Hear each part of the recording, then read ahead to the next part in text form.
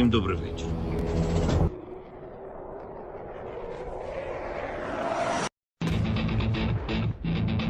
On behalf of the brave, on behalf of every father and every mother, wings for freedom. On behalf of our warriors, and paves the way for a new history. Hello and welcome to Tochnyi Weekly, the show that gets behind the headlines to discuss the Russian invasion of Ukraine. We have a great show for you this week. If you could, please do hit the like button and subscribe to us if you haven't already. We really appreciate it. Help spread the word about us, and you'll get updates about what we're doing.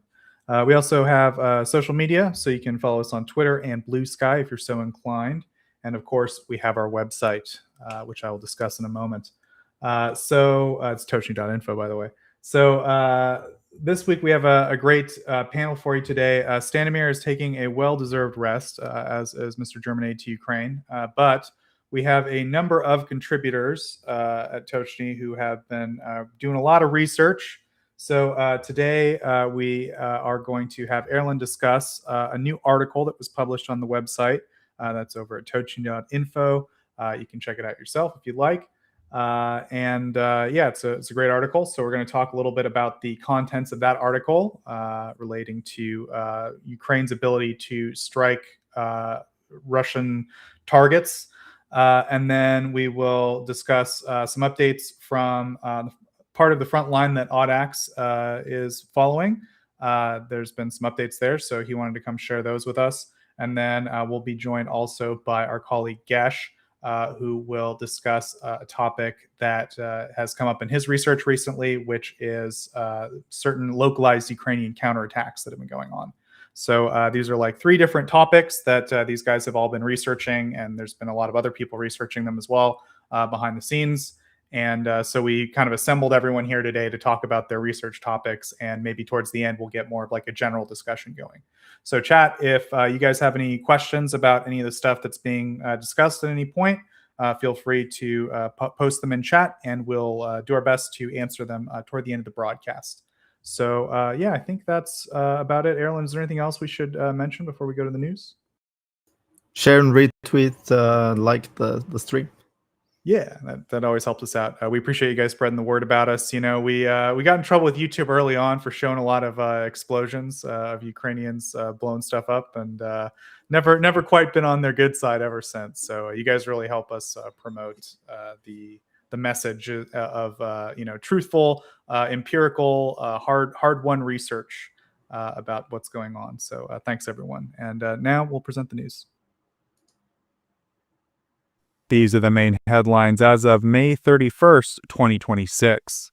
First up, we have operations. Ukrainian defense forces hit Russia's Geschlittert oil terminal, the biggest oil loading site in southern Russia. They also struck the linked Grushovaya transshipment depot in Novorossiysk, along with a Russian shadow fleet tanker called the Chrysalis in the Black Sea. The Geschlittert-Grushovaya complex serves as the endpoint for Transnef's main oil pipelines in Krasnodar Krai. It can move as much as 75 million tons of oil per year. Together, the two industrial sites have a storage capacity of about 2.5 million cubic meters. The two sites are roughly 12 kilometers apart. These latest strikes expand the Ukrainian pressure on Russia's oil industry to Russia's southern oil export route through the Black Sea. Ukrainian forces carried out a successful drone strike overnight on May 24th against the Vytorova oil pumping station in Russia's Vladimir Oblast. The pumping and dispatching station is considered an important infrastructure site because it helps supply fuel to Moscow. The station is run by Transneft, Russia's state-controlled oil pipeline monopoly. It moves raw materials from refineries in central Russia toward export terminals, as well as to customers inside the country. The facility also provides fuel to major Russian airports near Moscow. Operators from the Ukrainian Security Services Alpha unit used drones to target the station overnight. The attack reached the pumping station and triggered a major fire that spread across about 800 square meters. Ukrainian defense forces hit the Project 11356 frigate Admiral Essen and a Project 1239 small hovercraft missile ship during an attack on Novorossiysk. Video of the strike was released by the commander of the Unmanned Systems Forces. The operation was carried out by the 9th Kairos Battalion of the 414th Unmanned Strike Aviation Brigade, together with the 1st Center of the Unmanned Systems Forces. Based on the released footage, one strike drone hit the frigate Admiral Essen, a Caliber missile carrier, on its side near the deck. At least 3 other strike drones also targeted the frigate. The ship attempted to bring down the incoming drones using its standard OSA-M air defense system. The current level of damage to the vessels has not yet been confirmed. The Project 1239 Sivuch small missile ships were designed by the Almaz Central Marine Design Bureau as a further development of the Project 1234 Ovod small missile ships. Their design reflected lessons from earlier deployments of those ships during combat service in the Mediterranean. The vessels were built to strike large enemy ships and protect friendly formations and convoys in coastal waters and inland seas. The Soviet Navy originally planned to receive 16 ships of this type. The first 3 were laid down in the 1980s, but only 2 were finished, Bora and Samum. Both later became part of Russia's Black Sea Fleet. The ship is built with 2 narrow hulls made from corrosion-resistant aluminum-magnesium alloys. Those hulls are covered by a platform that is 64 meters long and 18 meters wide. Its internal bulkheads are also made from lightweight alloy. The space between the 2 hulls can be closed at the bow and stern with a 2-tier flexible barrier, allowing the ship to create an air cushion. Because of this design, the vessel can operate either as a catamaran with speeds of up to 20 knots or as a high-speed air cushion craft reaching speeds of 45 knots. Its range is 2,500 miles at 12 knots or 800 miles at 45 knots. It can remain at sea for up to 10 days, and the crew number's 68. Up next, we have economy and aid.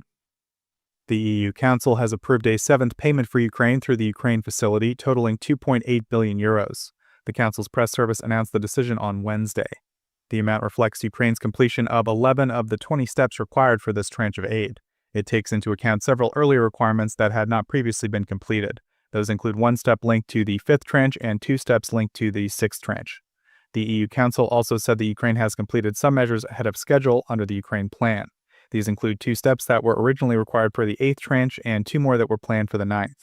Under a new method adopted by the Commission, Ukraine will receive compensation for early implementation for the first time. Payments through the Ukraine facility are tied to the Ukraine plan. That plan sets out Ukraine's approach to recovery, reconstruction, and modernization. It also lays out the reform timetable connected to Ukraine's goal of joining the European Union in the coming years. The 7th tranche follows the 6th payment, worth about 2.3 billion euros, which was made in December of 2025. Japan has joined the Prioritized Ukraine Requirements List, known as PEARL, and will provide $14.65 billion, or about 2.2 billion yen, to purchase American-made non-lethal equipment for Ukraine. Japan's Ministry of Foreign Affairs announced the decision on May 29th. The money will come from Tokyo's supplementary budget for the fiscal year 2025. The funding will support a PEARL package made up of only non-lethal equipment. The exact items will be coordinated with NATO. Japanese officials said the assistance is expected to resemble Japan's earlier contributions to NATO's Comprehensive Assistance Package Trust Fund for Ukraine, which has served as the alliance's long-running channel for non-combat support. Japan's defense ministry also said that Japan will send 4 officers to the NATO Security Assistance and Training for Ukraine mission in Wiesbaden, Germany. This will be the first time Japan has sent personnel to that mission, expanding Tokyo's working ties with NATO's Coordination Center for its support to Kyiv. Sweden plans to provide Ukraine with 16 used Saab JAS-39 Gripen CD fighter jets and help Kyiv buy up to 20 newer Gripen E aircraft. Sweden's prime minister announced this plan on May 28. Speaking at a joint news conference with President Zelensky in Uppsala, the prime minister said that Ukraine had made clear that the Gripen is its preferred long-term fighter aircraft and that Kyiv wants to acquire the newest Gripen E version. The Swedish government said that Ukraine plans to fund the future purchase of the Gripen EF fighter jets with 2.5 billion euros from the European Union's Ukraine Support Loan Mechanism. The Prime Minister said that talks on Gripen E purchases are still underway, and deliveries of the newer aircraft could begin by 2030. The delivery of the 16 Gripen CD jets are expected to start in early 2027 after Ukraine completes the purchase agreement and Sweden receives the needed export approvals. President Zelensky said that Ukrainian pilots began training missions on the Gripen some time ago and that Ukraine is now working to expand the infrastructure needed for pilot training while also sending more pilots abroad. The Gripen plan is part of Sweden's largest military aid package for Ukraine so far. The package also includes long-range strike capabilities, ammunition, electronic warfare systems, and support for defense innovation. Ukraine and Sweden signed a letter of intent in 2025 that officials said could support a future agreement for 100 to 150 Gripen aircraft. Swedish officials have repeatedly said that deliveries of the newer Gripen E aircraft would likely take several years. Up next, we have international relations. Russia and Taliban representatives have signed an agreement on military and technical cooperation, according to a report by the Russian news agency Interfax. The document was signed at the International Security Forum, which is being held in Moscow. Before the signing, Afghanistan's defense minister told Russia's Security Council secretary that Kabul and Moscow had greatly expanded cooperation between the two sides. On May 14th, during remarks in Bishkek, Russia's Security Council secretary said that Moscow had opened the dialogue with the Taliban and was building a full partnership. The details of the newly signed agreement have not been made public. In April of 2025, Russia's Supreme Court suspended the ban on Taliban activities inside the country. Until then, the group had officially been listed in Russia as an extremist organization and had been barred from operating there. Russia's Prosecutor General's office said the request to the court was based on changes to the federal law on countering extremist violence. Under the updated rules, restrictions on such an organization can be suspended if it has stopped promoting, defending, or supporting extremist violence, as well as acts of that kind directed against Russian interests. In early 2025, the news site The Insider published an investigation alleging that Russia's military intelligence service had financed attacks by Taliban members that targeted U.S. citizens. The United Nations has added Russia to its annual list of parties accused of conflict-related sexual violence for the first time. The 35-page report was published on Thursday, and it names 77 government and non-government entities from 12 countries that are suspected of committing, ordering, or bearing responsibility for sexual violence during conflicts around the world. The report says that the number of such incidents increased sharply in 2025 compared to the previous year. Russian military and security forces were also included for the first time over sexual violence against prisoners of war and civilians held during Russia's war against Ukraine. The report says Russian authorities have repeatedly refused to give UN human rights investigators access. Even so, investigators were able to confirm 310 cases of conflict-related sexual violence in Russia and in the occupied areas of Ukraine involving prisoners of war and detained civilians. Most of the victims were men. Last year, the UN Secretary General warned Russia that they could be added to the list. The Russian ambassador reacted angrily to its inclusion and criticized the UN Secretary General. Ukraine's Parliamentary Commissioner for Human Rights said earlier that the youngest known victim of the violence was 4 years old. He said that victims have included children, women, and men. And last item this week, Romania has ordered Russia to close its consulate in Constanta after a Russian drone came down on an apartment building in the eastern part of the country and injured 2 people. The Romanian president announced the consulate closure on Friday afternoon and declared the Russian consul in the Black Sea port city persona non grata. Romania's foreign ministry also called in Russia's ambassador in Bucharest over the incident. Romania's military said that it was a Shahed drone and it crashed on the roof of an apartment building in Galati, a city near the border with southern Ukraine and Moldova. Romania's defense ministry said that Russia had resumed drone attacks overnight on May 28th to 29th against civilian and infrastructure targets in Ukraine near the river border with Romania. One of those drones crossed into Romanian airspace, was followed on radar toward the southern part of Galati, and then it hit the roof of an apartment building. The impact also caused a fire. The 2 people who were injured were taken to the hospital, and emergency crews brought the fire under control. The Russian president said it was too early to determine whether the drone was Russian and said Moscow would need to be shown evidence before making an assessment. He said that the origin of an aircraft cannot be determined without examining it and said that Russia would review the incident if it received objective information. Russia's foreign ministry said that Moscow would respond to Romania's decision to close the consulate. Romania said the drone crash marked a serious and reckless escalation by Russia. The country said it had informed the NATO Secretary General about the incident and had asked for steps to speed up the transfer of anti-drone capabilities to Romania. During a call with Romania's president later on Friday, the NATO Secretary General expressed the alliance's full solidarity with Bucharest. He criticized Russia's behavior, saying that it posed a threat to everyone. NATO sources said it was still unclear whether Romania intended to invoke Article 4 of the alliance's treaty. That mechanism allows members to begin consultations with the rest of the alliance and can lead to a joint decision or response. Article 4 was most recently invoked in September of 2025 after Russian drones entered Polish airspace during an overnight strike on Ukraine. Romania has detected drone incursions dozens of times since Russia launched its full-scale invasion. However, this was the first known case in which a stray drone struck a residential building. Romania's military sent 2 F-16 fighter jets into the air shortly after the aerial targets were detected inside the country's airspace. And that's it for the main headlines this week. We will now move to the next segment. Okay, well, up next, we are going to discuss the new article that was published. You can find it over on Tochnyi.info. It's the team went to a lot of effort to present the information in a very engaging way. There's an interactive map, lots of cool stuff. So check out the article at Tochnyi.info. But yeah, I think Erlend is going to do his best to kind of present the main ideas from the article. And yeah, chat, we'll have like a little discussion about it. So here we go. Erlend, over to you. Yeah, thank you.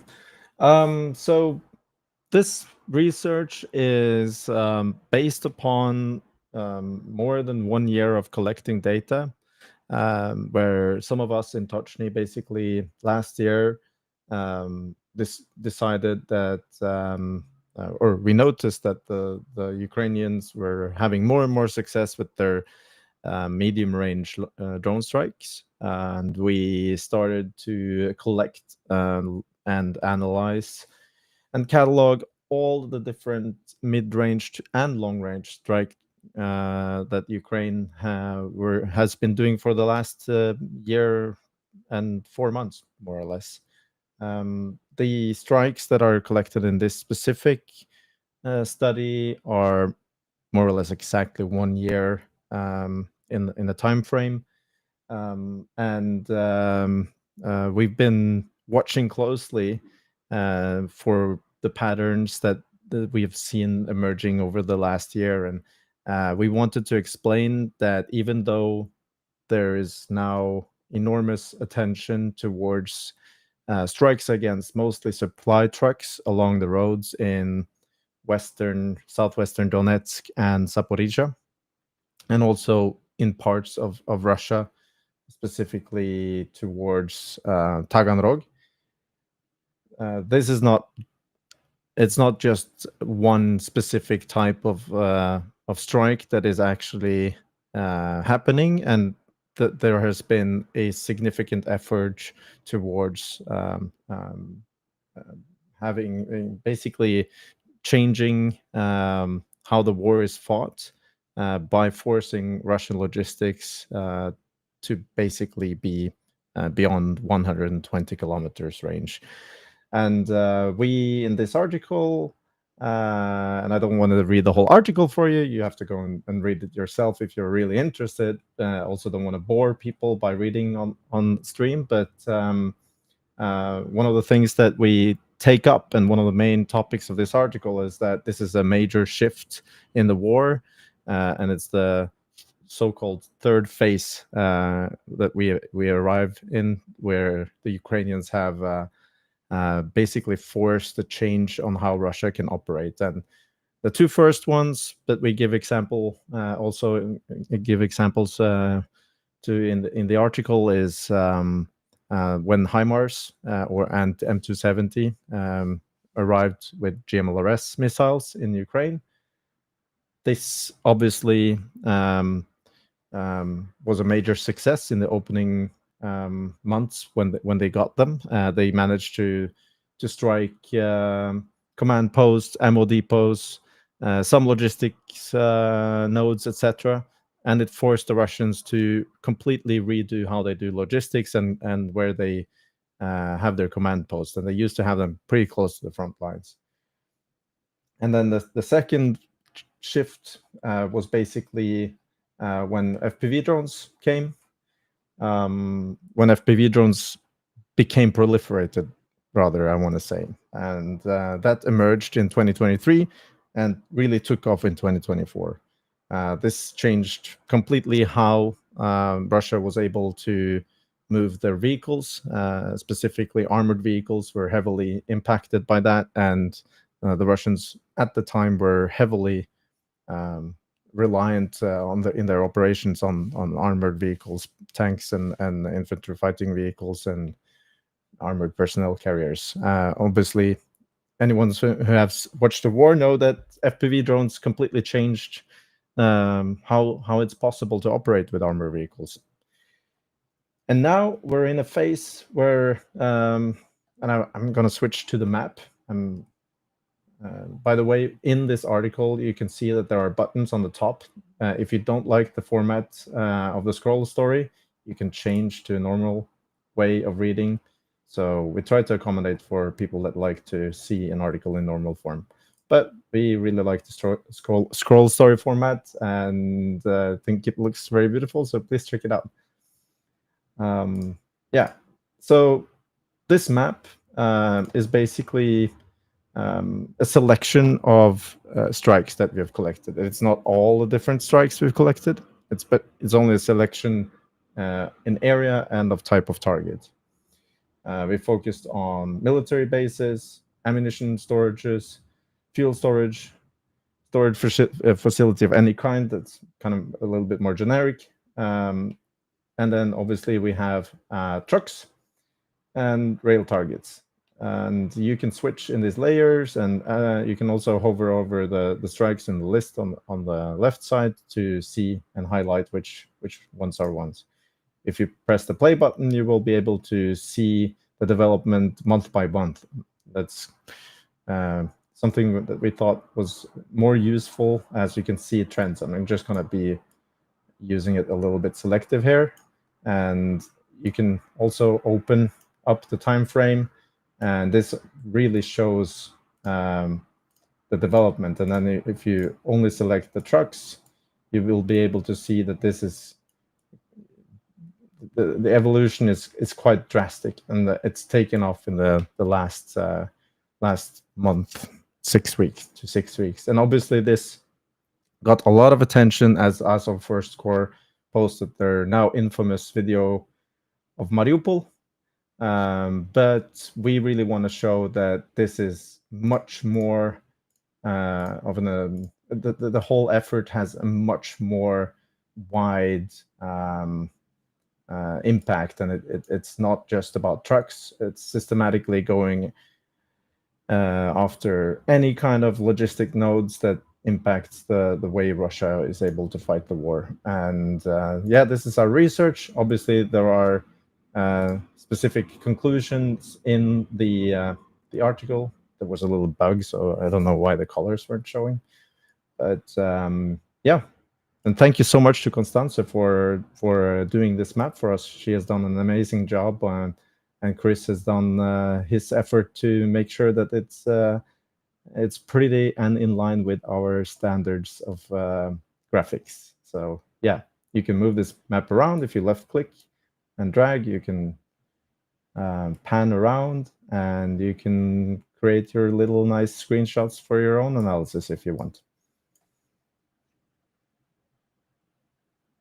Yeah, great job to everyone involved.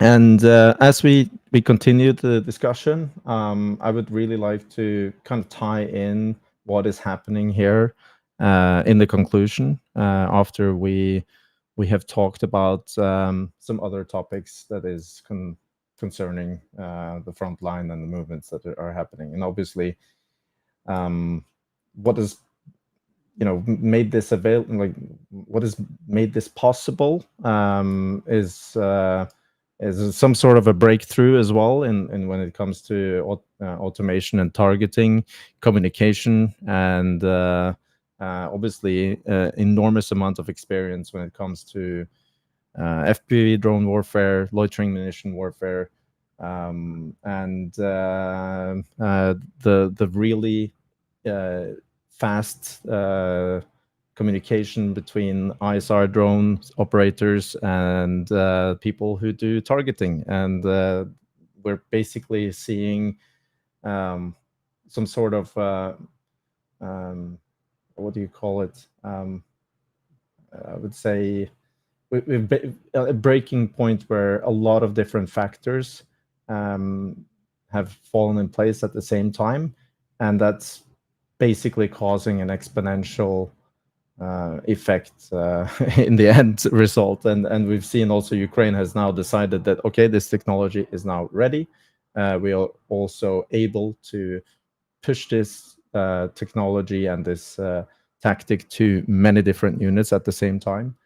And this has been obviously planned for a long time. It's not just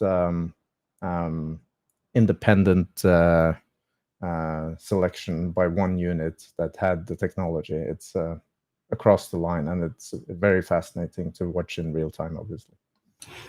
I have a series of questions for you. Obviously, they're all very related. Go ahead. and these are all questions that I see people asking. So, okay. So the first question is, do you think this is a new event that has happened, um, or that's the question. I don't know how else to phrase it. If it's one event, like do you think okay, I'll go to question 2. How many companies or drones or do you think are involved in this? so I'm speculating a little bit here, but I do believe that there is some sort of coordinated effort when it comes to exchange of technology, especially on the software side, because one drone got a lot of attention, the Hornet drone, which is obviously a collaboration between the Ukrainian Armed Forces development together with Schmidt that has invested considerable amount of money into drone development in Ukraine. He has an American company, but this is very much also Ukrainian technology. But there are other drones as well. We have, for instance, the Bumblebee, we have the Bulava drone, and now also heavily upgraded and improved Dart drones, which we kind of trashed for a very long time, didn't we? Yeah, and there's a lot of other drones too. Like there's Yeah. so many. There's like Yeah. 50. Yeah. There's like Hika and so many, like Robaka and whatever. There's so many. So okay, so the first question is how long has this been in the works? Is a long time. Second question is how many companies are involved? Like a lot. The third question is can Russia stop this by like bombing the companies or something, like with Iskanders or something? Yeah, so you're answering all the questions except for the last one. Obviously, there are enormous amounts of companies involved. Some are more successful than others, but I think other companies that maybe didn't find the right solutions are going to be able to do that now because there is technology sharing happening. And it is going to be nearly impossible for the Russians to stop this, not just because there are lots of companies located in Ukraine that develops and produces these drones, but also because Western partners in Europe are building some of these drones outside Ukraine, and a lot of the components and assembly lines and the whole logistics chain is not just based in Ukraine, it's also abroad. So no, they're not going to be able to stop it, not with one or two or several Iskander strikes. Obviously, if they manage to find the production facilities of drones, then they can hurt them, but that will not completely stop this development. Another thing is also that because this technology is basically in the hands of Ukraine fully, there won't be any Western partners that will be able to limit what Ukraine can hit and cannot hit, which is also a very important part, which is something that we did not see. Where actually we did see with the introduction of GMLRS, where Ukraine were not allowed to hit certain targets. Okay, so my final two questions are related, and the first one is Russia just going to copy what Ukraine is doing, and also what can Russia do to mitigate it? Well, so obviously Russia can try to copy this, but I have very strong doubts that they will be as effective. One of the main reasons being their ability to implement certain means of communication, radio communication, which is very much behind Ukraine. And another thing is that they do not longer have free access to Starlink as they used to. And that's going to be a heavily limiting factor. I see a lot of people say that the reason why the Hornet drone is so successful is because it flies on Starlink. Yes, there are Hornet drones that have Starlink directly mounted on them, but it's not only that way that Starlink is enhancing the drone capability. And this is something that we might not discuss too much in detail, but Ukraine is obviously using Starlink as a relay in certain areas. But not only, they also have other means and capabilities that the Russians do not have when it comes to normal radio frequency, ground-based with relay drones. And we've also seen, obviously, balloons, etc., that got very much attention when you tweeted about it, Andrew. But also there are other pretty large UAV platforms that are acting as relays for some of these drone attacks in the 80 to 150 kilometer range. Erlend, is it too much to ask to bring up the drone video now, or sorry, the balloon video, or it's not too much to ask. I Okay. can bring up the balloon video. What was the last question you had about what Russia can do to mitigate this problem? Yes. Yeah. Well, obviously, before in 2022, they were quite successful in mitigating the introduction of gimbalers and what harm that caused them. Basically, they pulled logistics nodes and storage facilities and command posts further behind, but it was still not very far from the front line compared to what they will have to do now in order to mitigate this problem.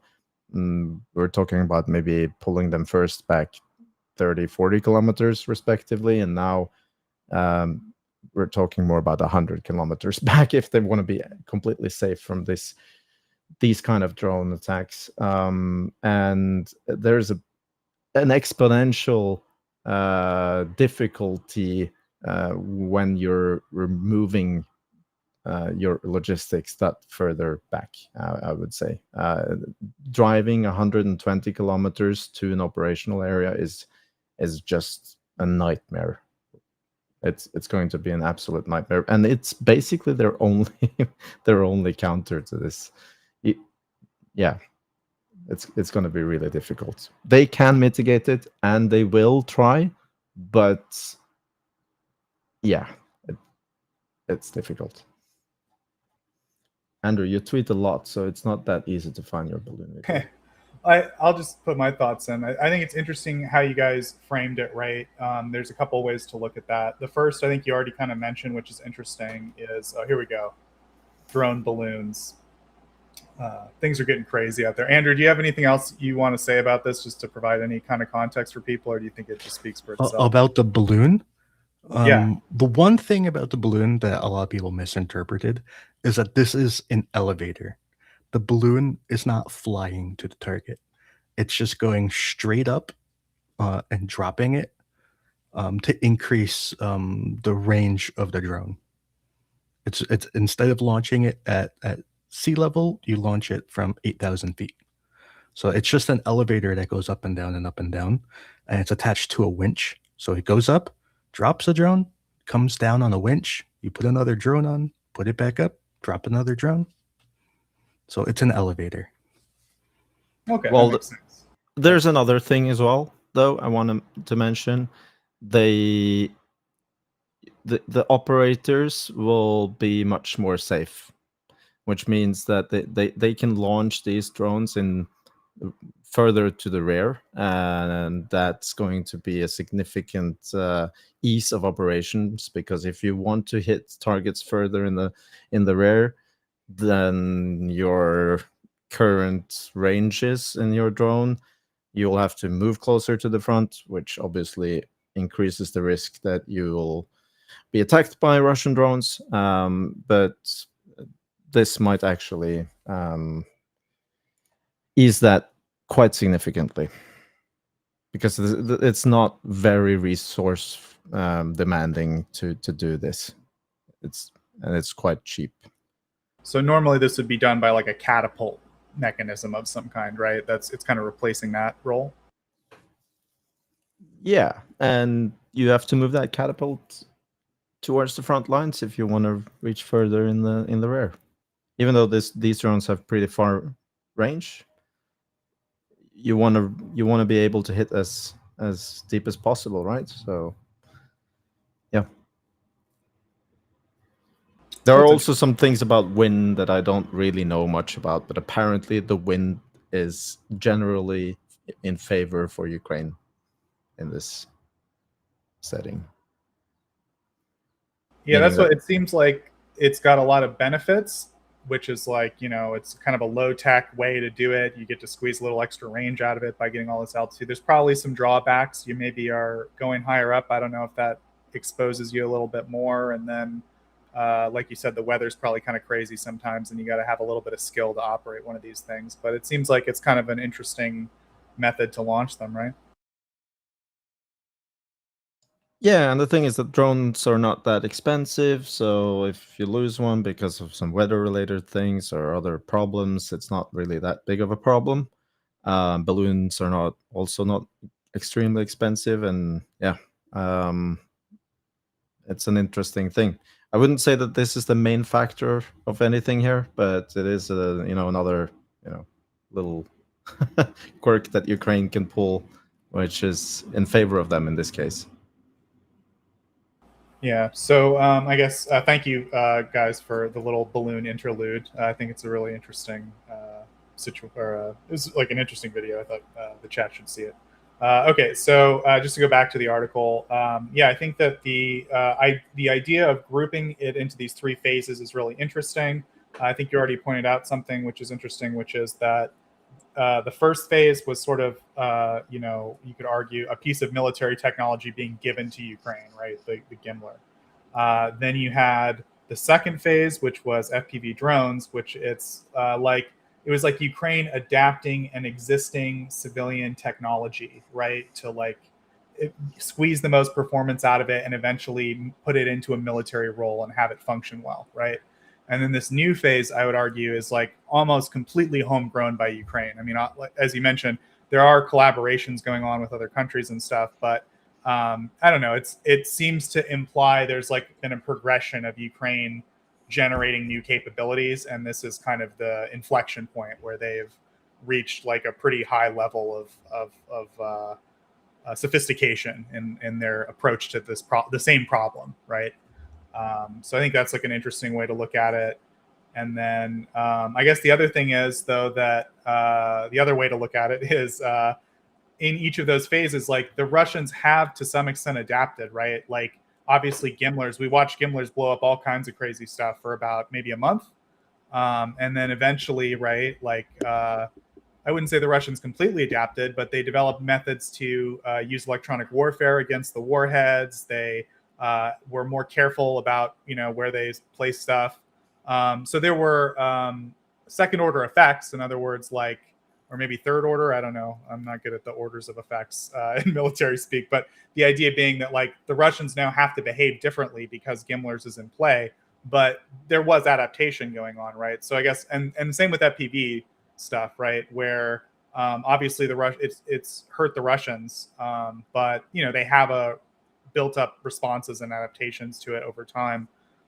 So like, do you see that same trend happening with this new threat?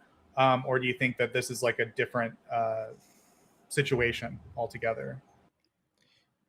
Well, personally, I think that this is significantly different for a number of reasons. One being also the range, the flexibility of the platform. You can hit moving targets. You can really precisely hit specific things without also causing much damage. So you can operate inside occupied cities. Obviously, Ukraine wants to be careful about that because it's their own citizens that are there, their own population. That's not exactly the same when it comes to Gimlers and other missile platforms and other long-range artillery. You can't really abort an artillery strike because you see someone that you don't want to hit, right? So that really enhances the flexibility of the platform. These can be shot down, just like Ukraine is shooting down Russian UAVs with FPV drones and other interceptor drones.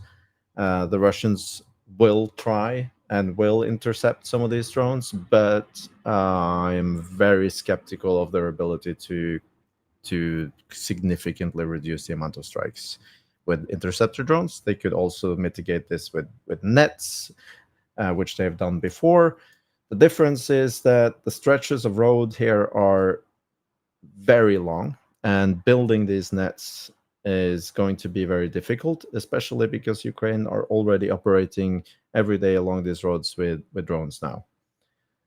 Another thing is that Ukraine has, because of their sustained effort when it comes to hurting the logistics chain all around Crimea and occupied Zaporizhzhia and southern Donetsk, created difficulties in anything that has to do with building, reinforcing.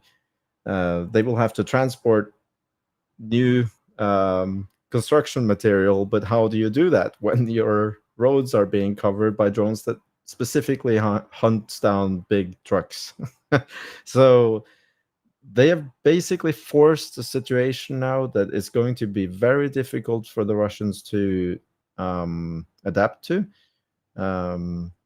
I won't say that it's not impossible to adapt, but I think it's going to be significantly more difficult than any of the other things that we've seen in the past.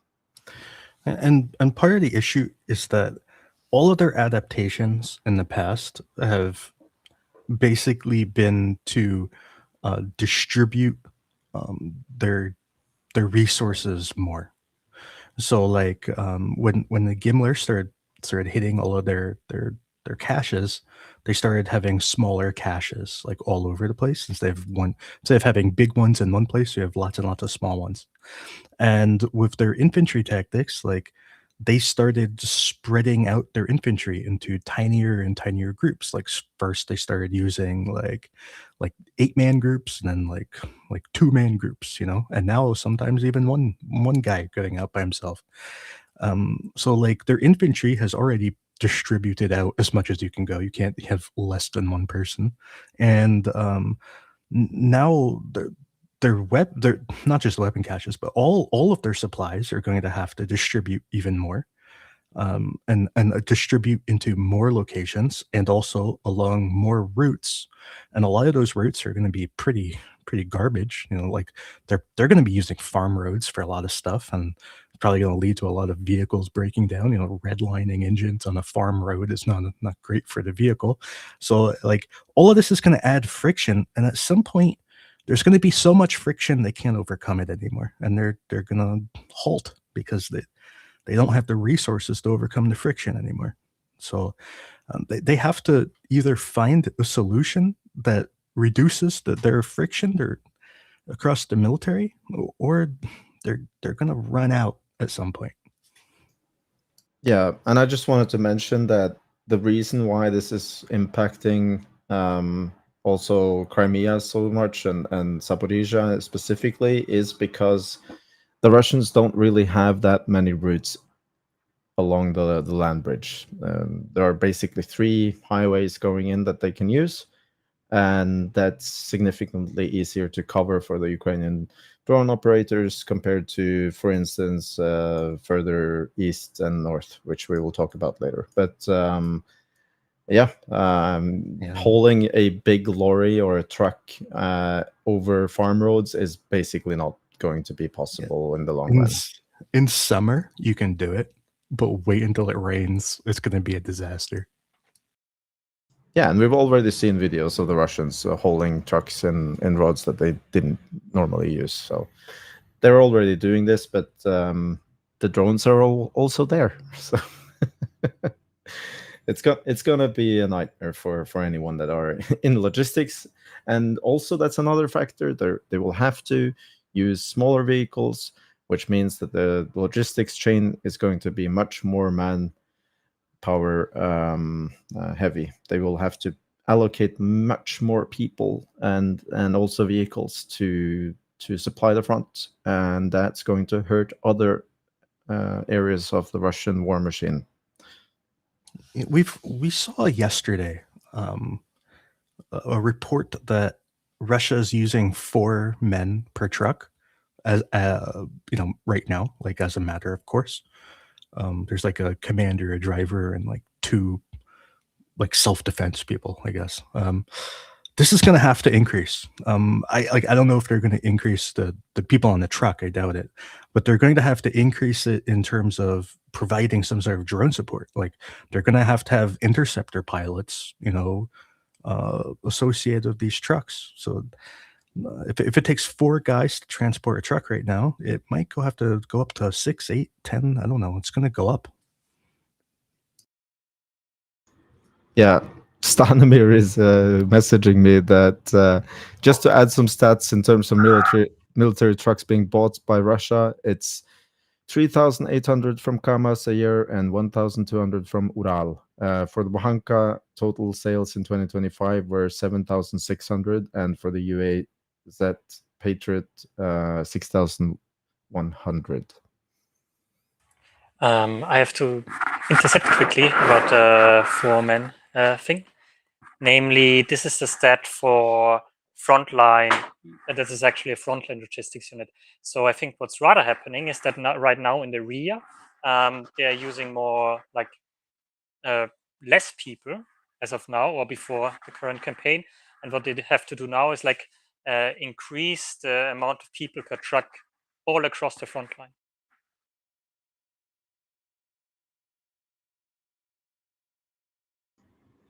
Yeah, thank you. Well,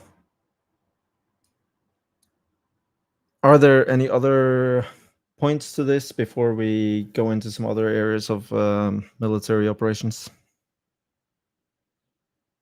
Were there any questions to this, by the way? I didn't see.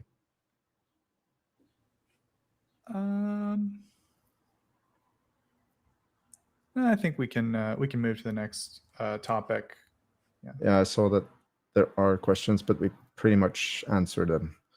Yeah, I think so. So, yep. Check out the article, Tochnyi.info. Yeah, and also make sure that you see that you can expand the map. It's a little bit easier to maneuver on it, and yeah, please explore the map and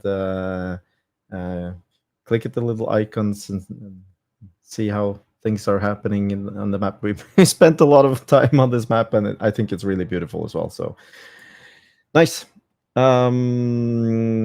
Yeah, over to something different, because obviously there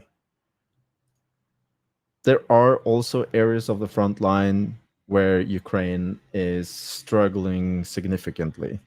And that is a reminder for everyone to just make sure that we don't forget that Ukraine needs much more support, because this is still a war that needs to be fought out, and Ukraine needs a lot more resources if they are to repel certain advances and stop the Russian offensives in the east. And Audax is here to tell us about one specific situation, which is unfortunately not very positive for Ukraine.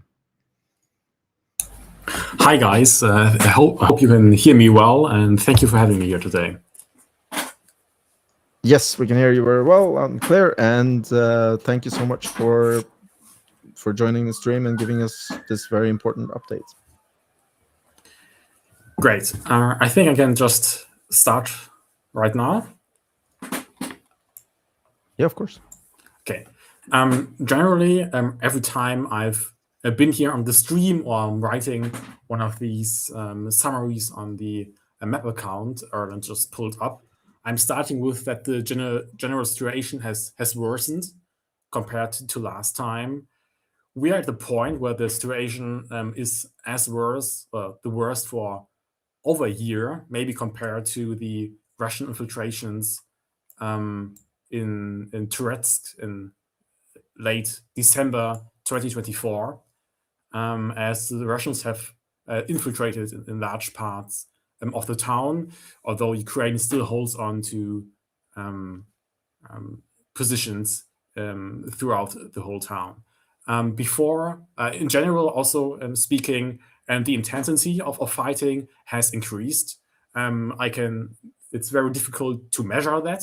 But if you look at the amount of videos that are being published and the length of the videos and the amount of drone strikes and the units posting, the intensity has increased over the last few months compared to beginning this year, showing that I really want to seize Konstantinivka, although, as well I will explain later, they probably will not do so in the following months, although they had minor successes.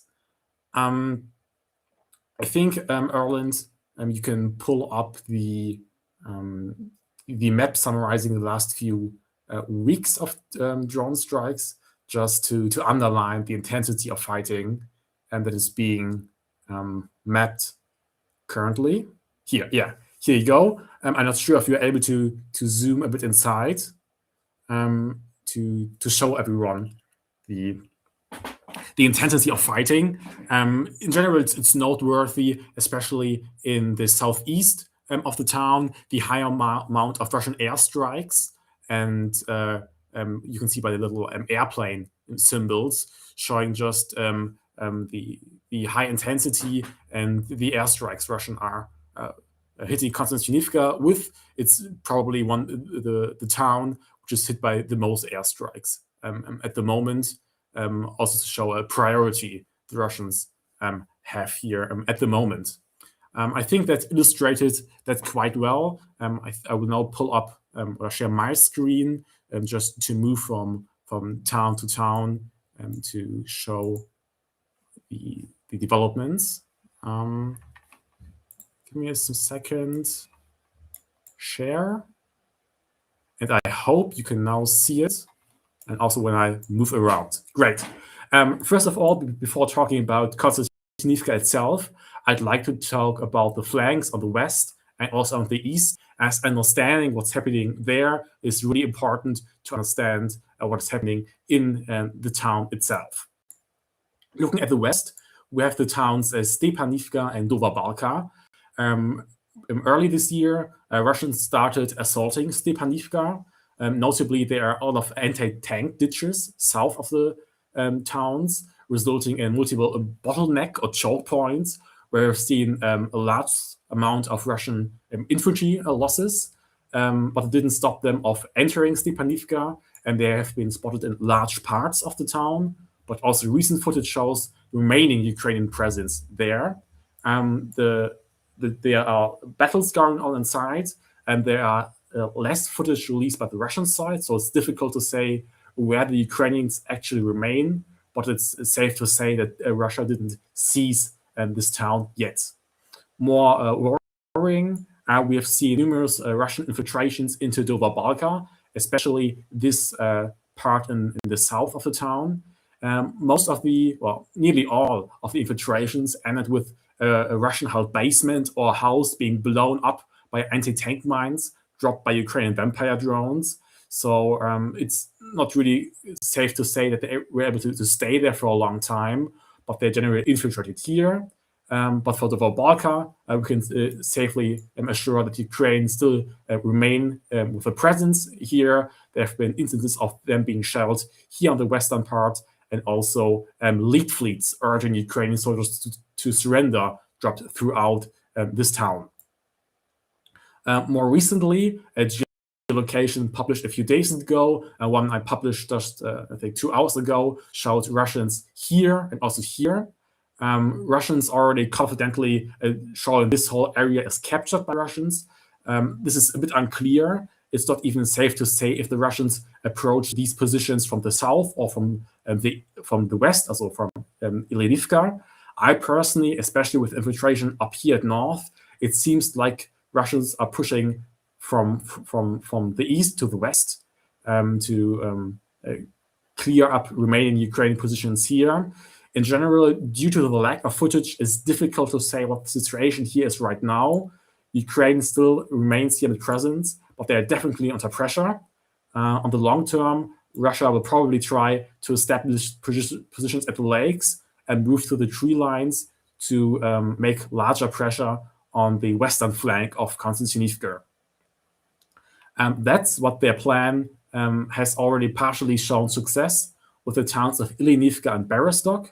And Bereztok, the Russians seized probably quite recently, or a few weeks ago, and Ilinivka is still contested.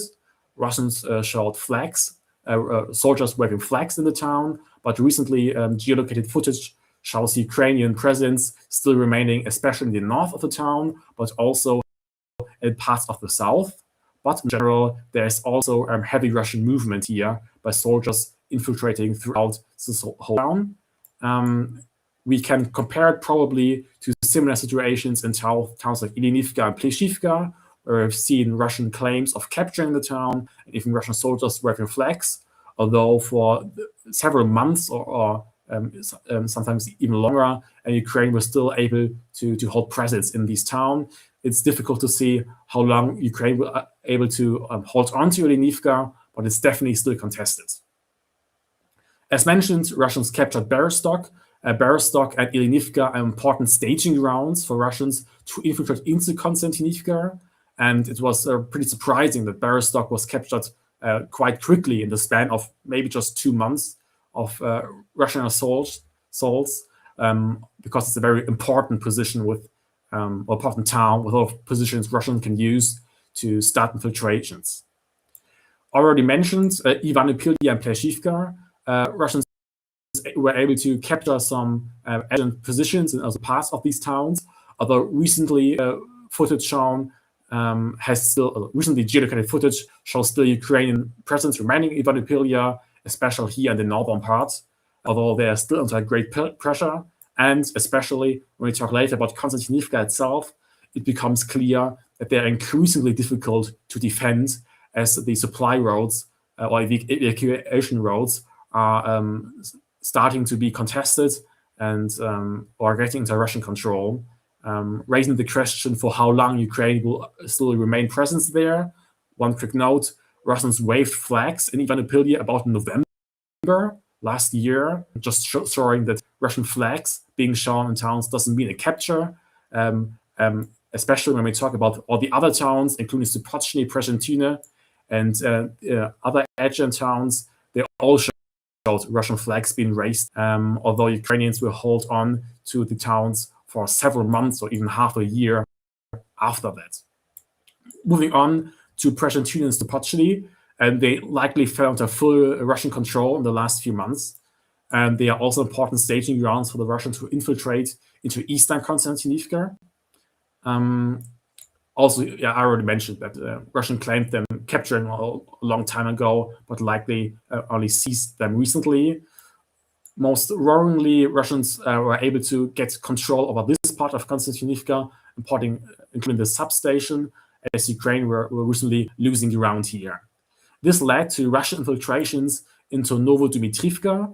It's we are already speaking of north of Konstantinivka, where there have been, I think, at least 2 instances of Russian infiltration, but also Ukrainian sources claiming this house is now contested.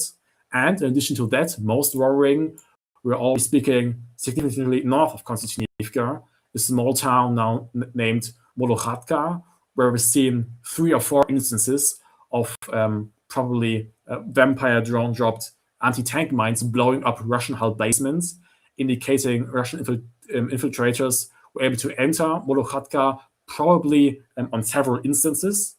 Originally, Russian sources claimed Russian entered the north from the town of Stinky and Bulyivka, although it's more likely Russians came here from the south.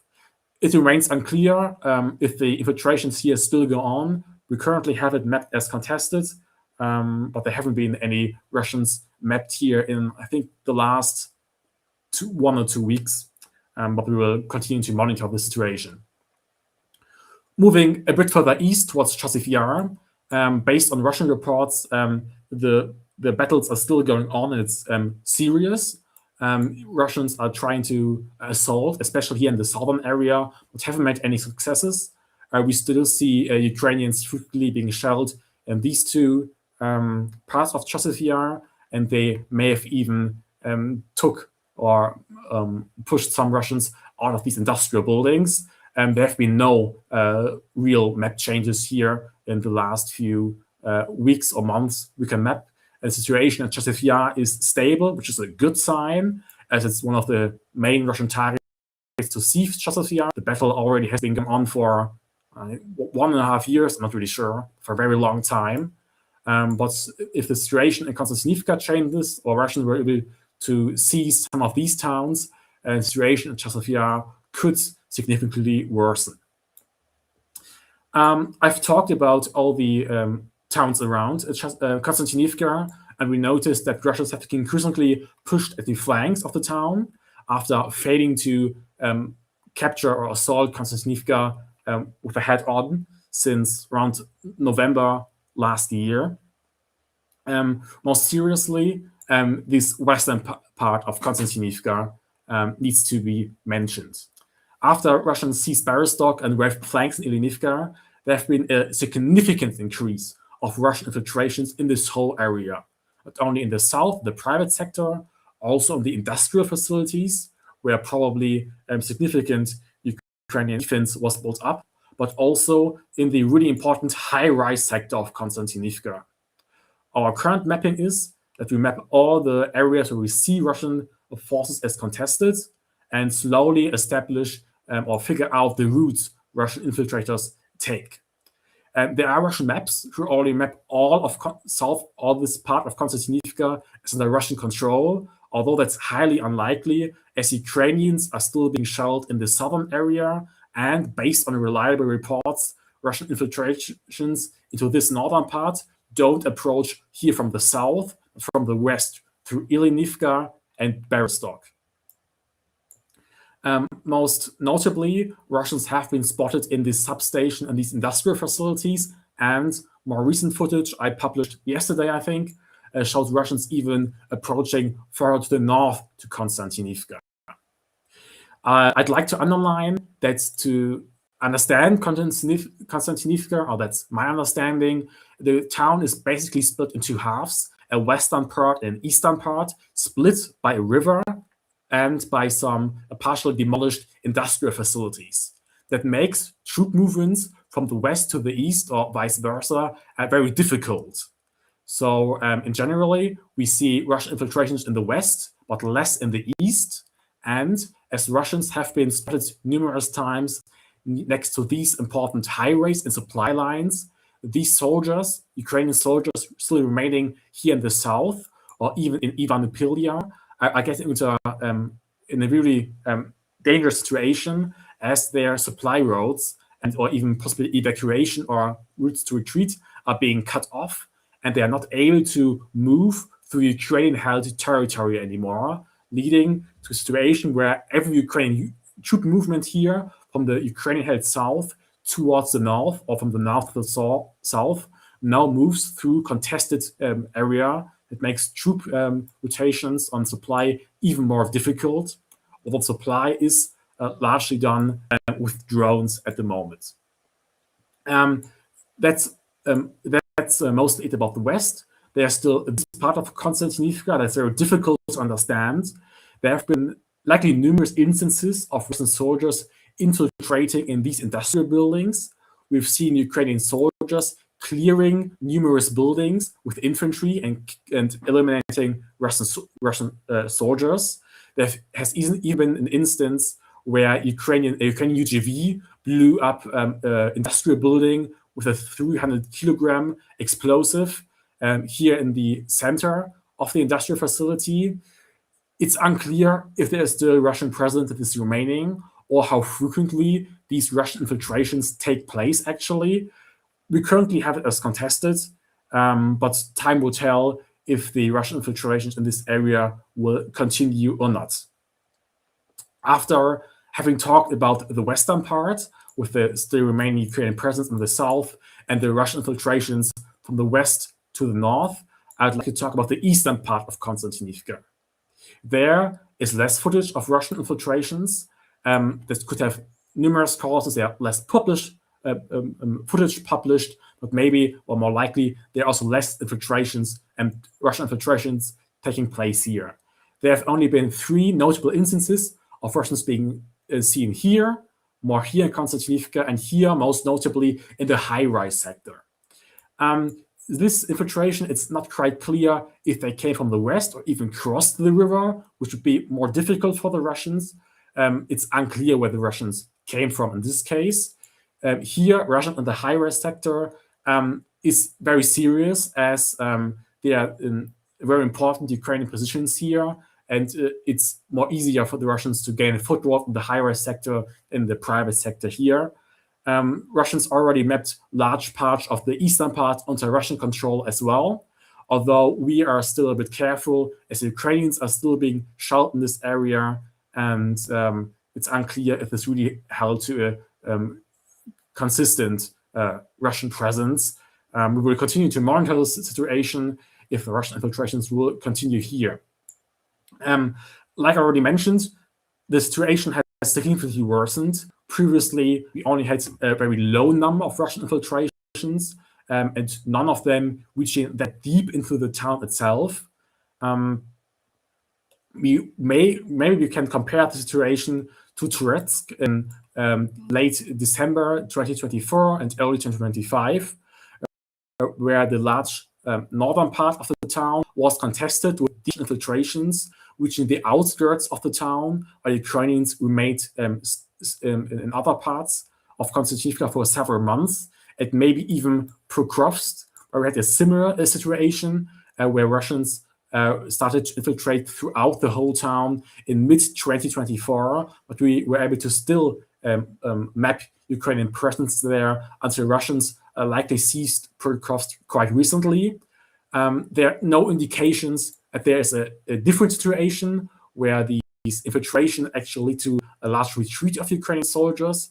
By applying that logic, the Battle of Konstantinivka will likely still continue for several more months and maybe even into 2027.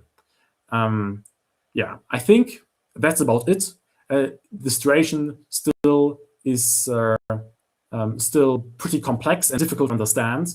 And we will be careful with a lot of Russian sources claiming most of the town as already captured, as Ukrainians still remain to be shelled in the south of it. That was a short speed run through all the main developments.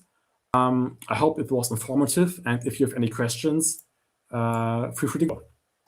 Okay, I have a question. How big is an infiltration, and can you describe an infiltration as best you can? That's really good.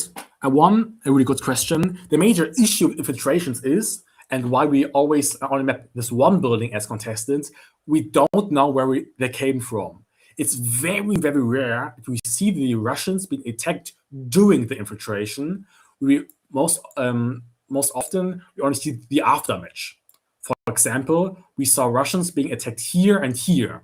We don't know where they get from.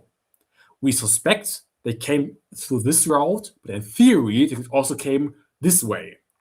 That makes infiltrations very difficult to map and to understand. And mostly we see, especially in Nova Balka, but also in Konstantinivka, we see positions attacked. So we don't know how many Russian soldiers infiltrated. But if we see Russian soldiers moving around, it's mostly only one Russian soldier and rarely two. So it's likely that the infiltration events are only being carried out by a very low number of one or two Russian soldiers, but it's very difficult to tell. But they are, especially looking at this area where Russian infiltrations took place in January, there are often several Russian infiltrations taking place around the same time, but they were approaching different targets. I hope that answered your question. Yeah. Okay. So it's very small numbers of people, like maybe one or two at a time. Anyway, like maybe they do it 20 times, one person at a time. Like we don't know where they come from, and that's why. Sorry if I interrupted. That's why we're also careful with mapping everything here contested under Russian control, as we know from experience that these are small-scale infiltrations, and one Russian soldier here, even one here who was eliminated, is, in our interpretation, not a map change. If a Russian soldier dies here, it does not mean that all this area is now under Russian control, as based on experience, this hasn't been the case in the past ever. These initial infiltrations never have led to a full capture of the area behind that. Okay, so I will ask a question that I'm sure Yeah. many people in the audience is thinking. There's an unfair way to ask and a fair way to ask. I think the unfair way to ask is why can't Ukraine stop the infiltrations? And the nicer way to ask is what are they doing to combat the infiltrations? This is a really good question. It's connected to another question I've brought up in one of the posts on the map account. Why did it happen now? What was the reason for it to happen right now?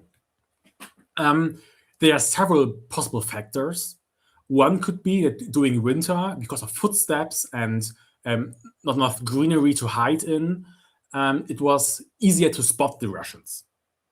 And when back then, there were a lot of anti-tank ditches in this area, but also here, making Russian movement more predictable through choke points where the Russians have to move through. This area, for example, is covered by anti-tank ditches.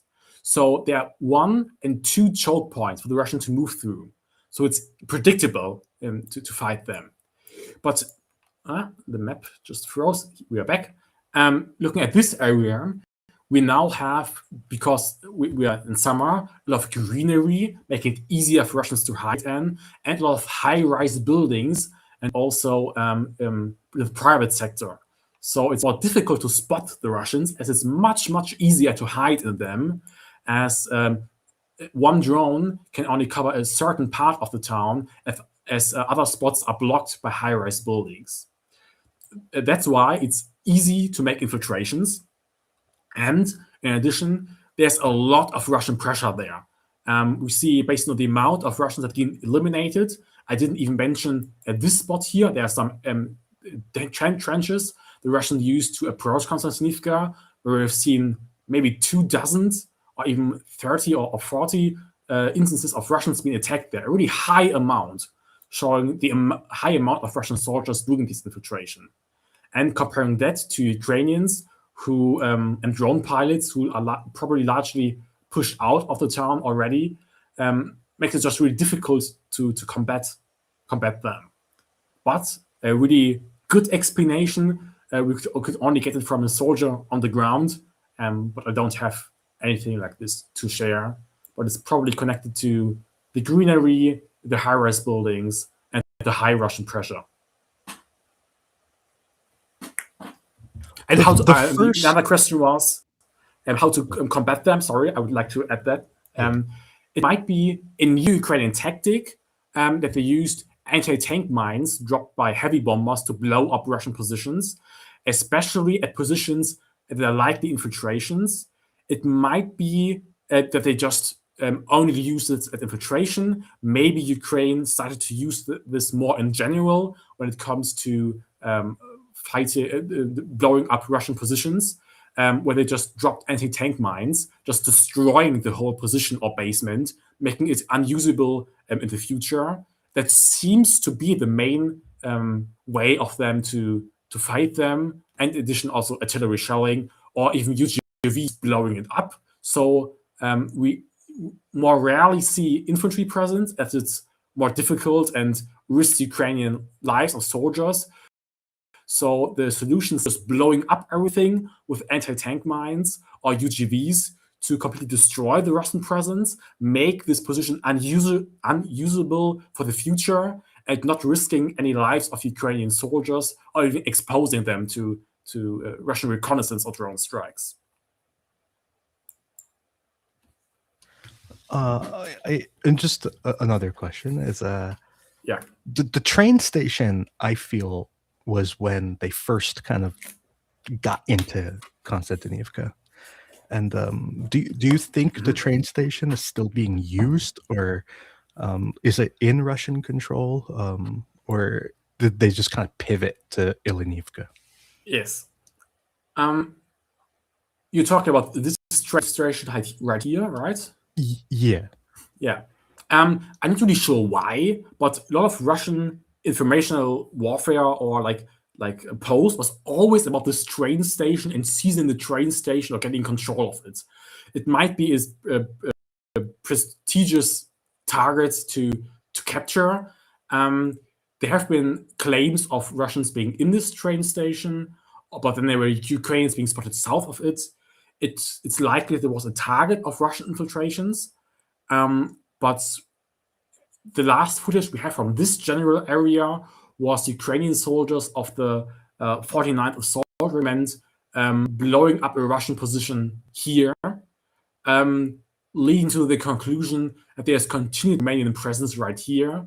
In general, it's very difficult to say if specific buildings are currently contested under Russian or Ukrainian control, but it's likely that there are Russian infiltrations in this area, and it's likely contested, or the area surrounding it is still contested.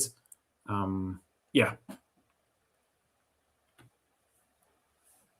And it's destroyed. I think the most recent footage is that the train station is destroyed.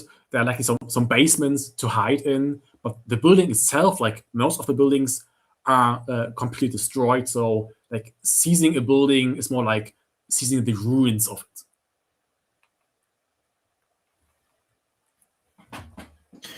So there's a question, and I also wanted to ask a related question. What about civilians in Konstantinivka and neighboring villages and towns? Kellen is asking, are remaining civilians in frontline towns like Konstantinivka hindering Ukrainian defense?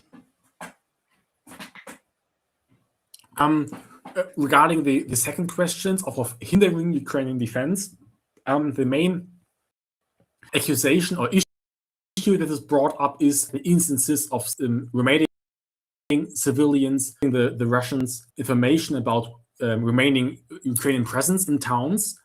I've not read of any such instances in Konstantinivka, but I think there were some small reports about this happening like in Turetsk.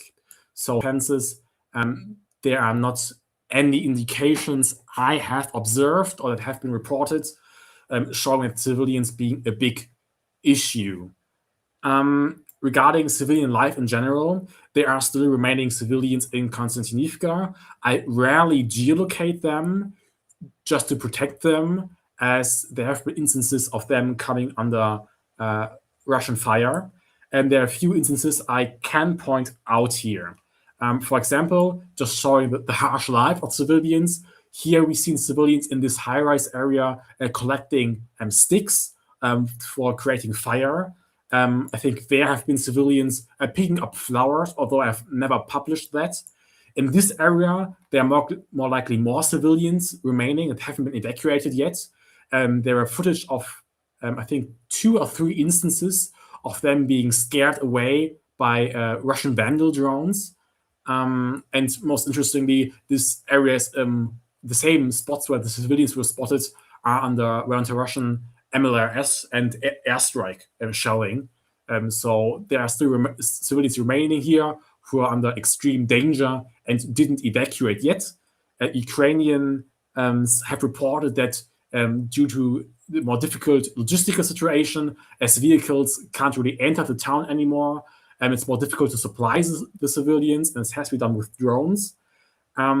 I haven't really followed up any Ukrainian reports about how many civilians still remain in this area. There likely are still some.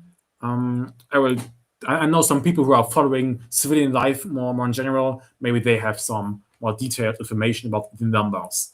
There are 2 specific instances that are really important to note here. One in Stepanivka, there was footage from this house showing Russians, showing Russian reconnaissance footage, showing alleged Ukrainian shelling of this house, and later civilians leaving it. When looking at this video closer, can be noted that the shelling, or Krasnopol shelling, was coming from the southwest. And looking closer, this area is under Russian control. So Russians shelled civilians here, and ironically later a drone dropped a Russian flag to these civilians and blamed it on the Ukrainians. So we see that even in these small towns, there's still civilians left. And another instance, which was one of the most notable civilian geolocations, I think we had over maybe the last few months or years in Ukraine, was a house. It was this red house here in Konstantinivka, where in December, when this area was already contested, Ukrainian soldiers of a border guard unit drone dropped food supplies to an elderly woman. And I think a few weeks ago, Russian forces dropped medical supplies to the civilians here, framed as a big success of a good Russian army supporting civilians, which is obviously nonsense, but it shows how these two instances show how the civilian life still continues here, is really harsh, and has all been used by the Russians for propaganda purposes. But in general, it's very difficult to say how many civilians remain in this area. Yeah, I hope this answered your question. Yes, it did. And I just wanted to mention that obviously the house that was hit by artillery shelling the Russians claimed was Ukrainian, was with a Krasnopol artillery round, which only the Russians use. And that not only the direction, although the ammunition type, it's both, right? Yeah. So it was clearly a Russian artillery strike. Thank you so much for a very comprehensive report on the Konstantinivka troubles. It is concerning to watch, and we will continue to update the audience with geolocations and updates on the map. So check out map.ukraine or Ukr Daily Update. And check out Audax's work on Konstantinivka. It's really important that you do this. So thank you so much. I guess we're gonna have to rush a little bit forward to the next segment, but then I wanted to also come back to the kind of general comments about some of the surrounding areas in the end. So if you stick around, Audax, it would be great. Gesh, thank you very much for having me here. Thank you. Gesh, you're up. Yes, hello, good evening. I hope my microphone is now working better than before. Is it all clear? Yeah, it's all good. Okay, good. Then I will quickly try to find the right screen. Should be this one. So Gesh has noted some interesting developments on localized Ukrainian counteroffensives, and we're very interested to hear. I'm very hesitant to call them counteroffensives. I would rather call them counterattacks of opportunity. Yes. Okay. Not offensive. Yes. Yes. Exploitation, maybe. Yes. Exploitation of Russian weakness, which is very good. I'm trying to share my screen. I'm not sure if it's showing on the stream already. Perfect. All right. So what I want to do today is quickly go over a few areas of the front where Ukrainians have seen some successes recently. I mean, to counteract our doom near Konstantinivka, which is a very worrying situation. And we'll start with the one where we have not seen that much coverage of it. But so over the last, I would say, 8 months or so, Russia has tried to push in this area of the front, or more like this area of the front a bit more.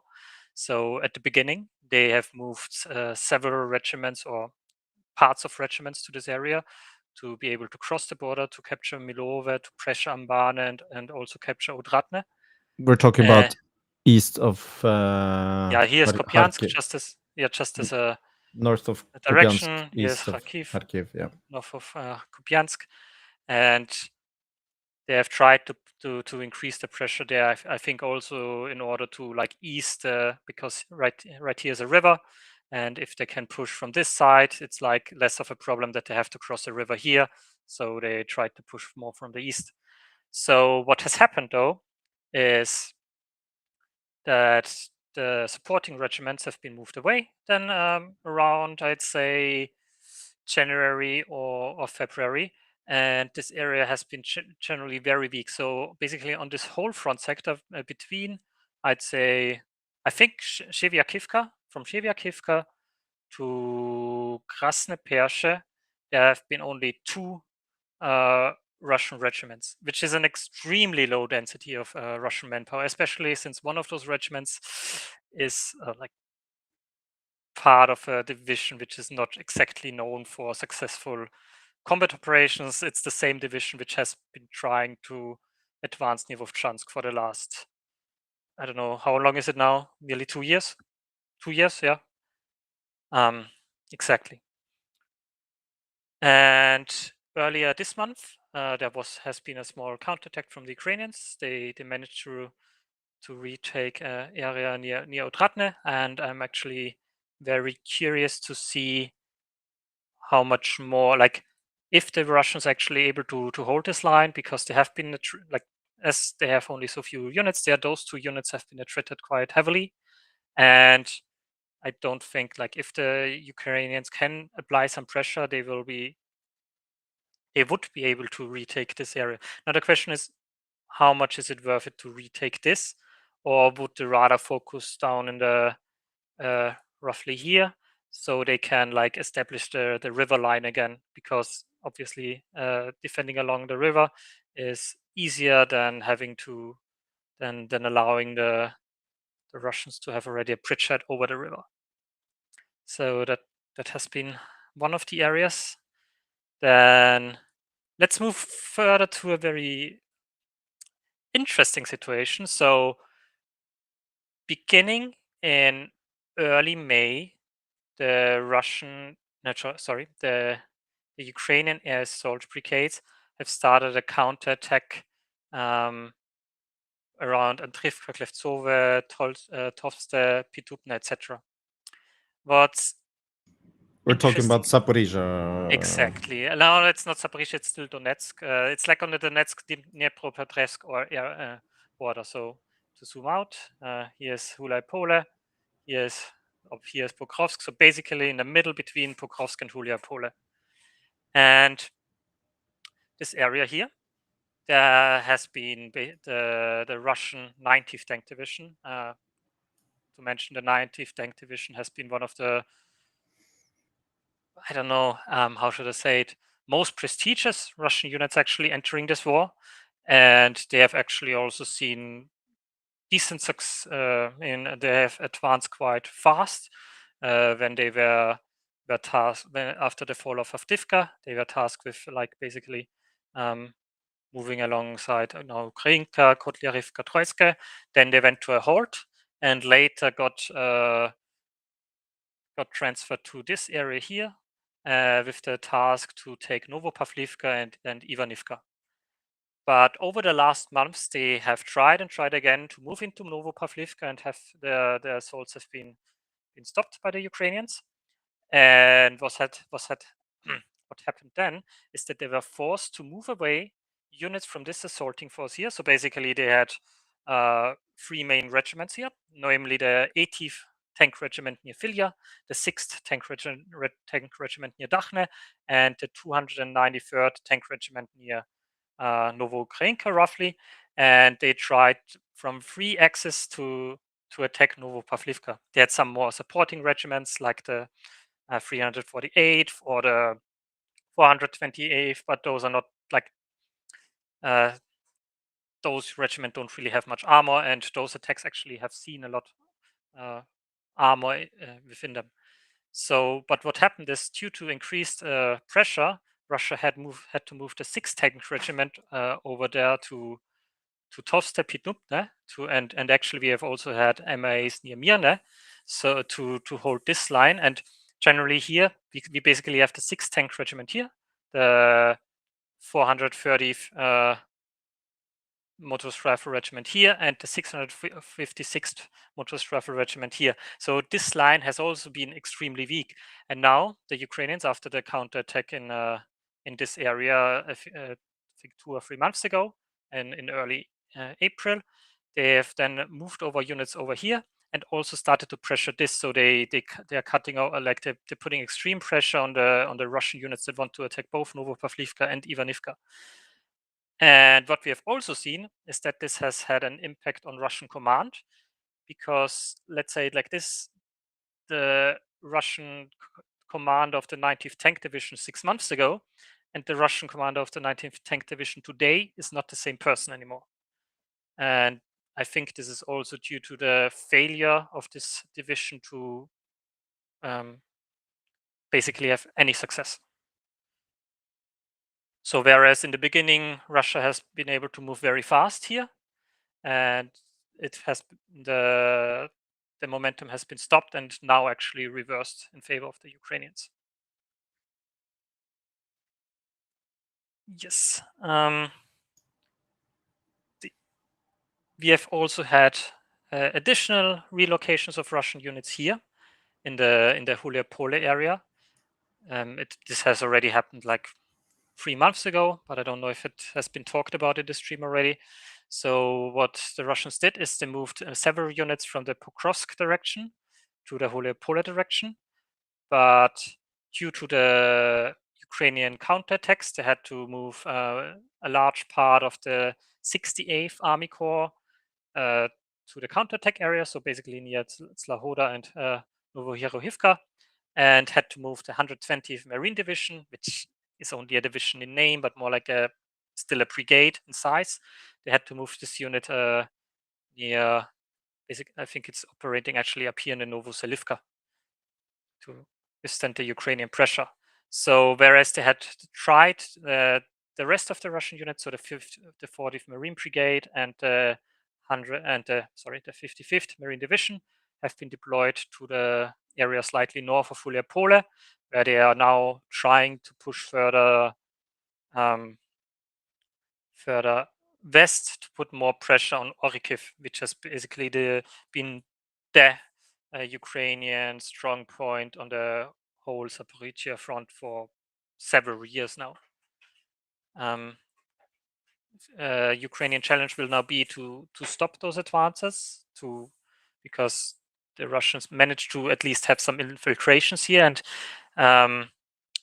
we don't want to see a repeat of 2025, where the Russians managed to capture huge amounts of basically this area here has been the most successful Russian offensive action in 2025, and we hope that obviously the Ukrainians don't allow this to happen again. But the 225th Assault Regiment here and the 475th Assault Regiment here are putting a lot of pressure on the Russian forces, and so far they have held quite well. Yes, this is basically the basic overview of a few Ukrainian offensive actions recently. Well, I think there's 2 more actually. Yeah, I mean, there's also Kamyanska. Yeah. And also the other one in, well, when was it, like January, to the north of Hulia-Pole. Oh, yeah, this one, exactly. Yeah. I mean, I only briefly managed this. And the thing is always, also with the Ukrainian strike campaign on the Russian logistics. Yes, Russia can adapt. Yes, Russia can have countermeasures.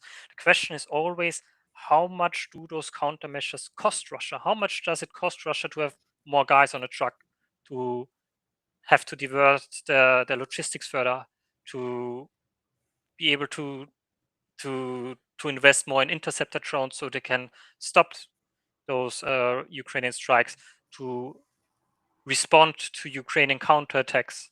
How much does it cost the Russians? This is always like they can stop it. A lot of the things that Ukraine, but it's always the question of the trade-off. How much is Ukrainian investing? Like, also obviously you have to take into account what resources in each area both the Ukrainians and the Russians have, and how much does Russia have to invest to counter it. But yes, the attack up here has been also very successful in stopping the Russian offensive action and also retaking some of the gray zone. And right now, Ukraine is putting huge pressure near near Stepnohirsk and Kamyanska. So because this area here is very hard for the Russians to supply, because there's a water area and they have to bring all the supplies.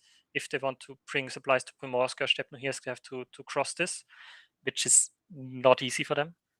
And Ukraine is putting a lot of pressure here. I mean, there's talk about Russia bringing reinforcements here. I won't really talk about this today because I need to find more information on my own. But yes, I think this area around Kamyanska will be also very interesting. It has been very, very interesting recently with Ukrainians being able to push actually into, or like have vehicles in Stepnohirsk, and Yeah, and even south of it too, which even is south. interesting. But not in the high rise. So that's something to keep in mind. Yeah. Although I'm not really sure there are high rises anymore. I think they're all gone. The bombing is successful. Yeah, it would be a big success for the Ukrainians if they could reestablish the Kamyanska line and have this body of water again as a because this allows Ukraine to have less manpower or less people here to hold this line or to hold this area, and which they can then focus somewhere else. Yeah, also it's way harder for the Russians to send infiltrating forces if the Ukrainians control the water body there. Exactly. And that's been a major problem towards Primorsk, where there's been multiple infiltrations, but never really solid Russian control, I would say.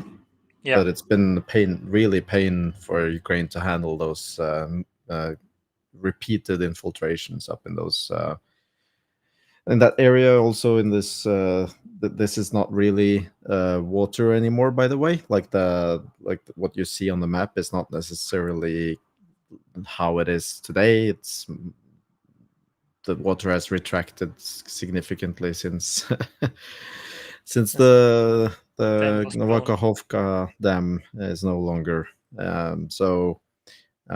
Yeah, just keep that in mind when you look at the map there. The Russians have probably also sent people through swamps, and there's actually vegetation in some of the areas where you can see water bodies on the satellite map there.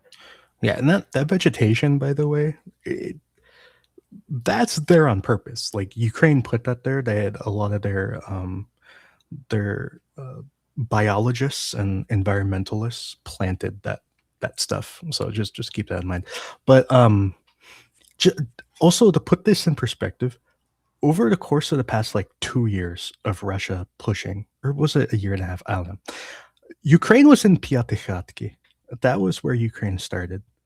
And now they're in Stepnohirsk. That's how far Russia has pushed in Yeah, you see it in 2024 at the same time. Yeah. It's basically, the line was at this body of water.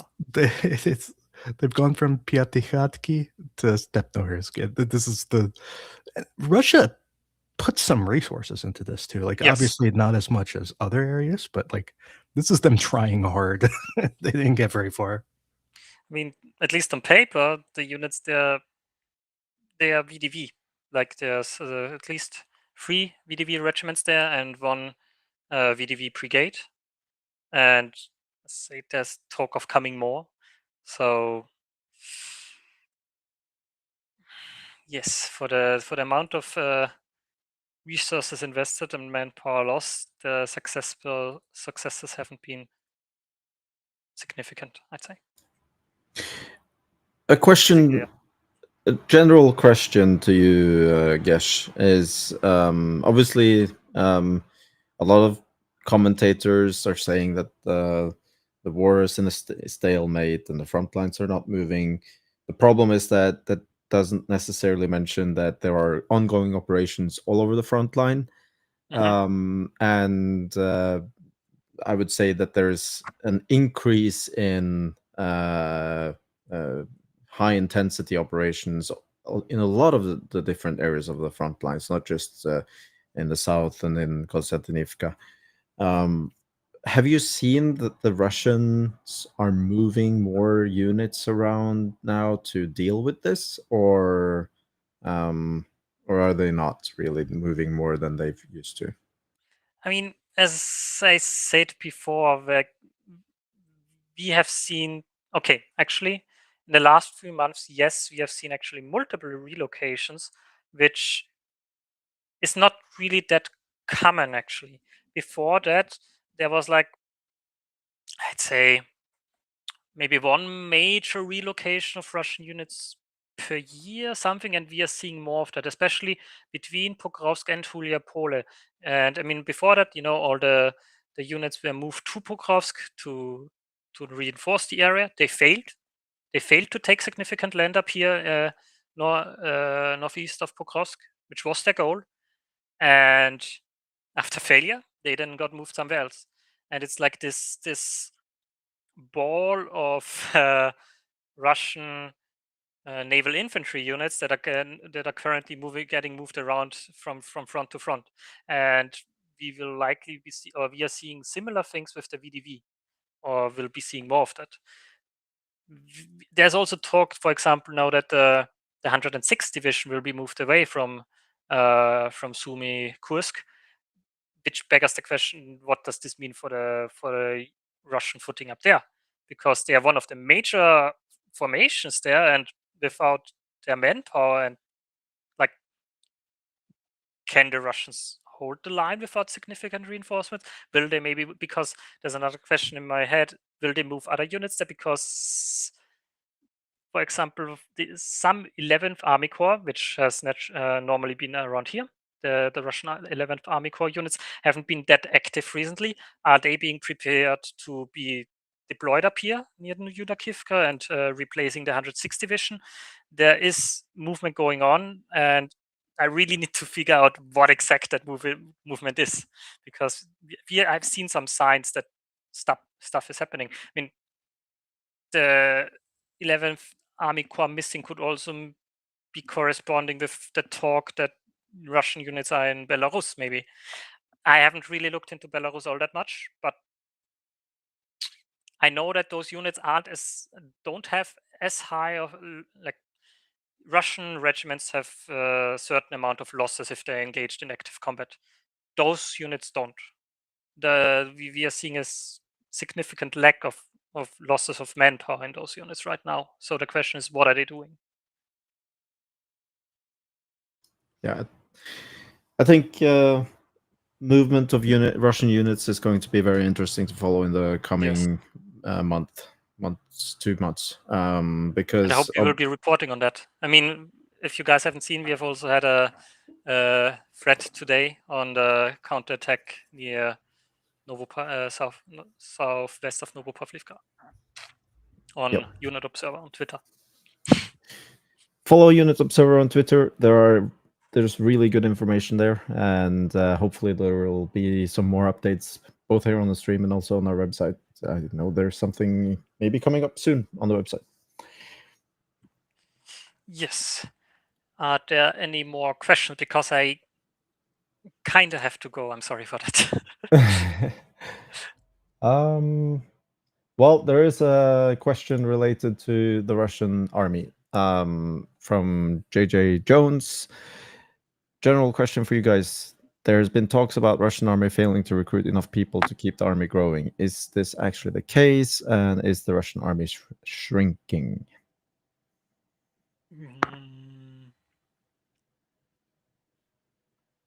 I don't really have an answer to that, but I can tell you that we are working on the topic and hope to provide a confident answer in the future. So there are people who are tracking Russian recruitment numbers.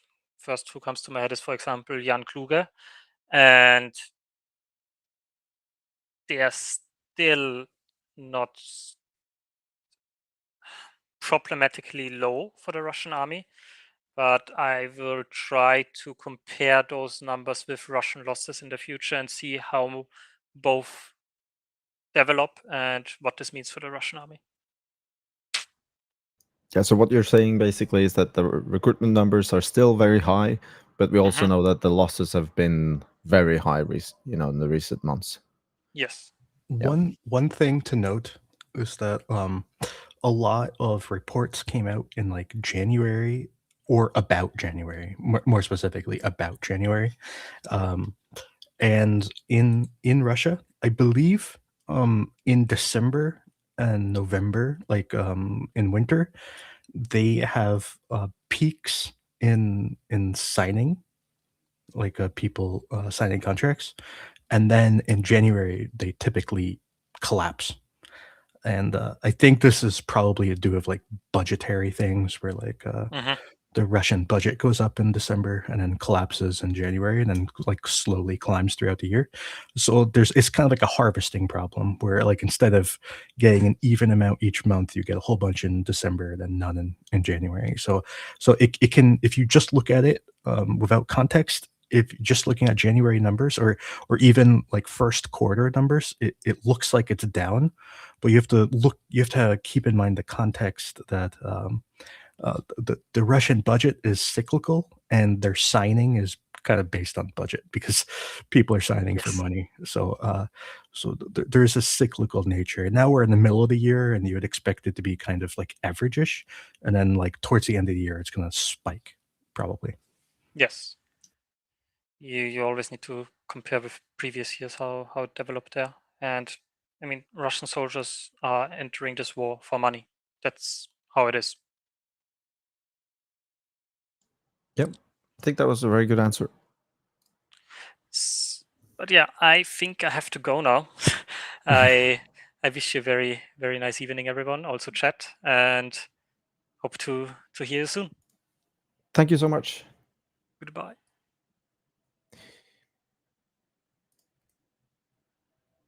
Okay, so I'm gonna share my map again, and then I thought we could have some final comments about general situation and also a little bit more about what potential not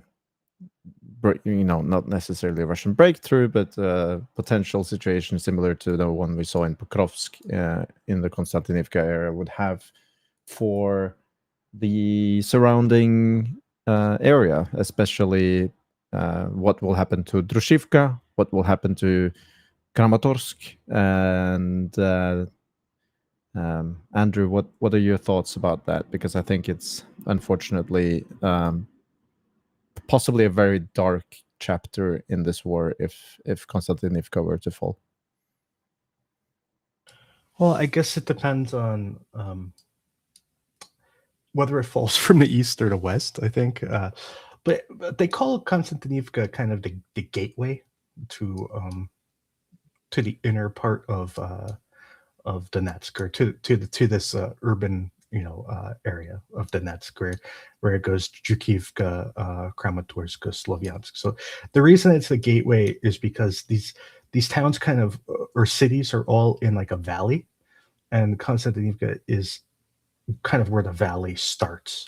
And the issue for Ukraine is that Russia is exceptionally good at moving through low ground very rapidly, and Ukraine is very bad at defending low ground in particular.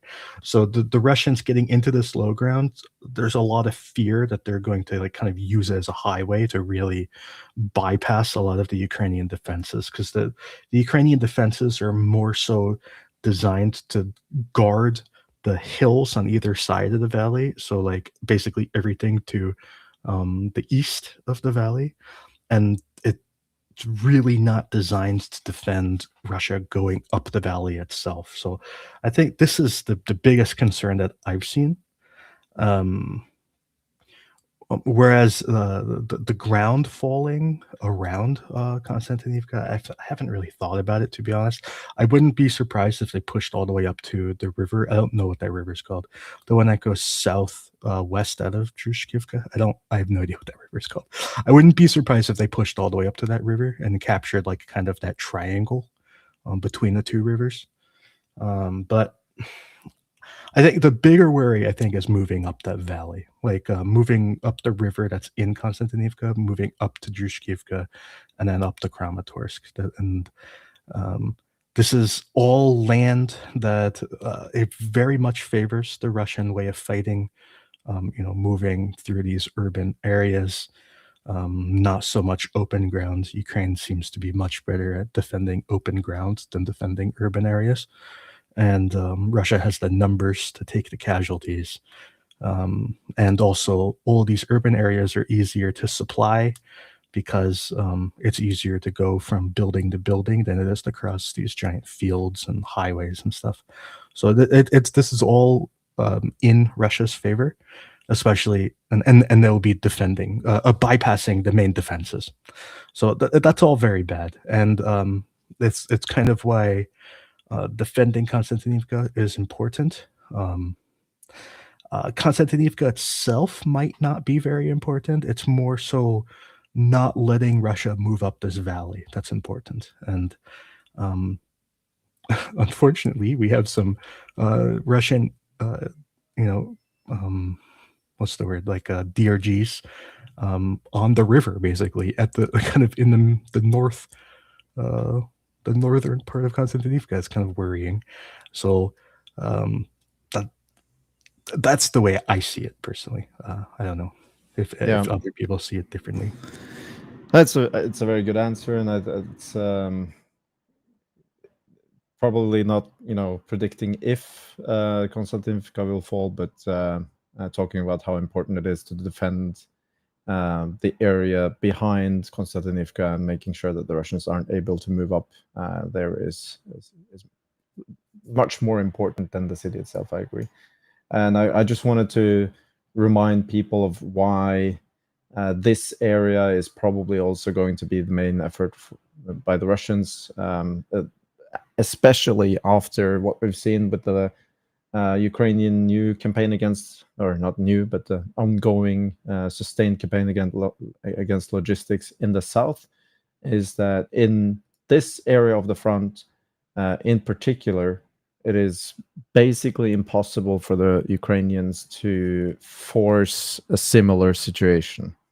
And that has to do with the fact that the former LNR and DNR occupied territories in Ukraine have not just much more bunkers, underground bunkers and ammo storages and logistic points that are really well defended, but also the road network is much more expanded, and the Russians have just so many more alternatives to choose from when it comes to the road network and also rail.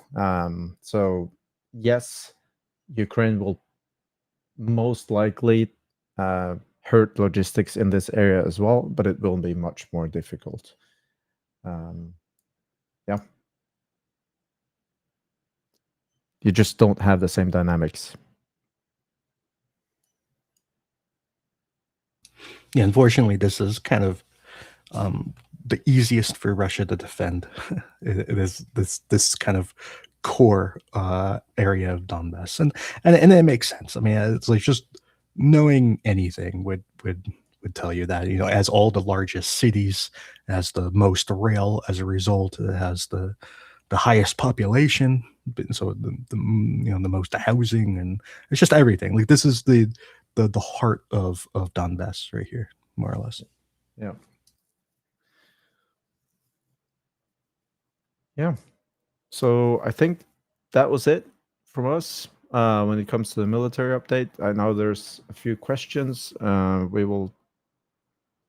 guess we should go through the questions to the best of our ability. One question we didn't answer earlier, and it was asked during your segment, Audax, is from Kellen. To what extent will ground robots place frontline infantry in Ukraine? Third Corps said 30% by the end of the year, but is this true for the rest of the armed forces of Ukraine? I think 30% is a very ambitious number if we're talking about replacing infantry. I don't really think infantry can be replaced by UGVs, but you can support infantry without risking other infantry to a certain extent, I would say. You can also probably hurt the Russians to a certain degree with offensive operations with UGVs, but defensive operations, I don't think so. That's my personal opinion about that, but I know that Ukrainians are aiming for something different. Yeah, I mean, they can like the drones can kind of replace a lot of the tasks for an engineer. I don't know if that counts as infantry. I mean, it replaces, or it can replace the job of driving around a pickup truck. I think that's Yeah. it was things like that, but obviously like actual combat duties, I don't think so. Like they could have like a machine gun. That's kind of cool, but yeah. The thing is that you cannot really search through, for instance, a building or a trench with a UGV, right? So you will have to use infantry for those tasks still. But what you could do with UGVs is to, instead of having your infantry supporting those operations, because you would have to have covering fire, you'll have to have, certain elements in support of any offensive operation. You could probably replace some of those supporting elements with UGVs that are also offensive, with machine guns on top, etc. But I think that 30% is incredibly ambitious. But I'm happy about the Ukrainians being ambitious about this, because I think that might also push results a little bit, further than we might think is possible. But yeah, 30% I think is not realistic, in my opinion. But as Andrew mentioned, you will be able to replace a lot of personnel tasks, but that's different from infantry. Next question was, are you seeing less Russian pressure in other parts of the line in order to keep up the effort in Donbass? I would say that should have been a question for Gesh, but I will ask Audax and Andrew, I guess. I personally don't really have any numbers on that, and as I only focus on Konstantinivka, I can't really compare it.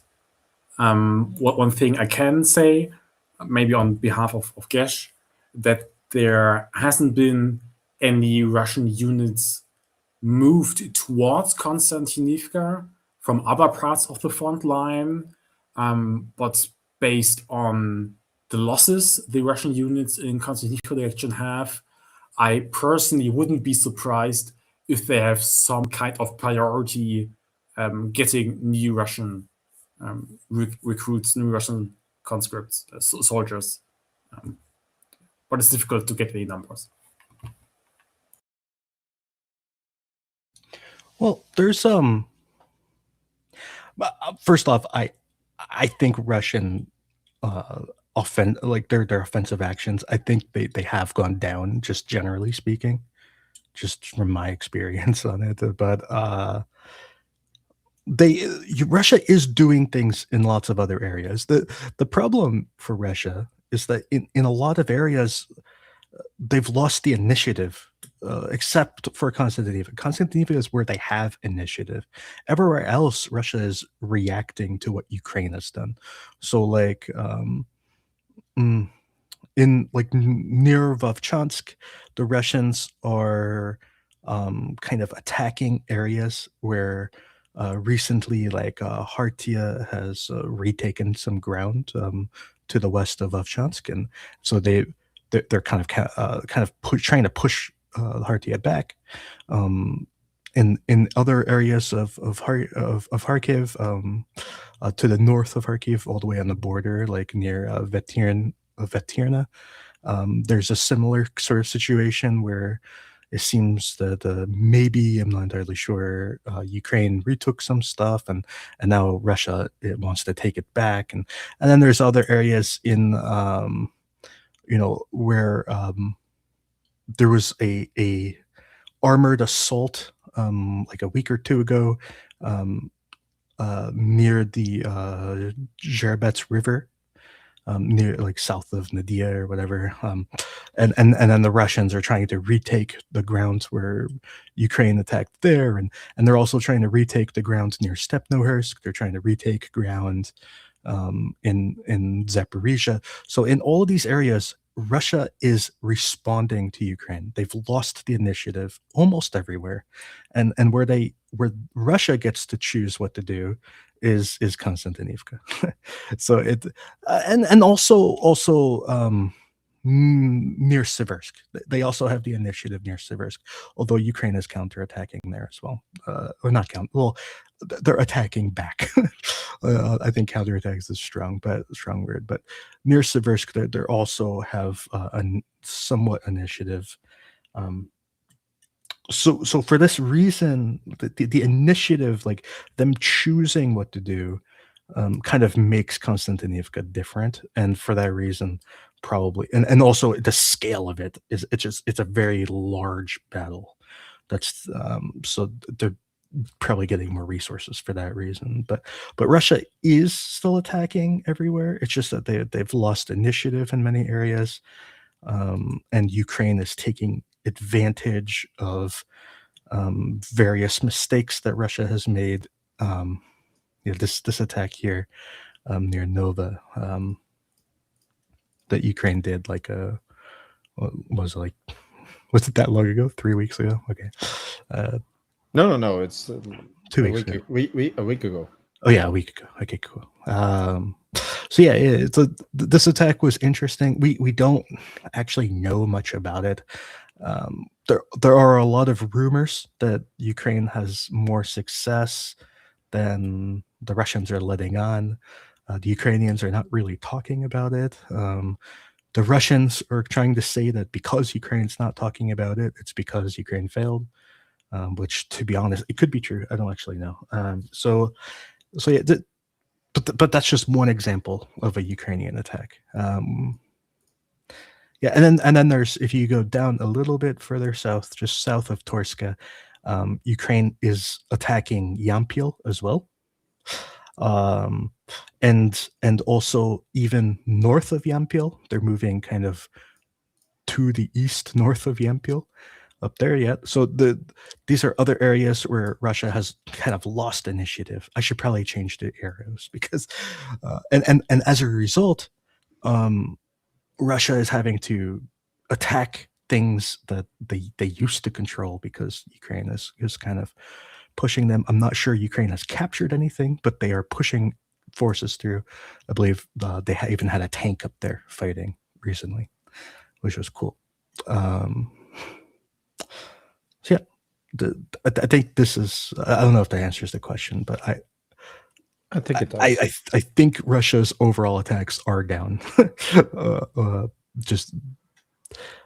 And there's this lull that people have assumed means that there's going to be a future Russian offensive, and I'm not really sure where this offensive would take place. And by offensive, we assume Konstantinivka doesn't count. It's kind of like an ongoing battle. So who knows where this offensive will take place? Maybe it'll be in Belarus. Who knows? Maybe it'll be in Stepnohursk. Maybe it'll be towards Orikhiv. We don't know.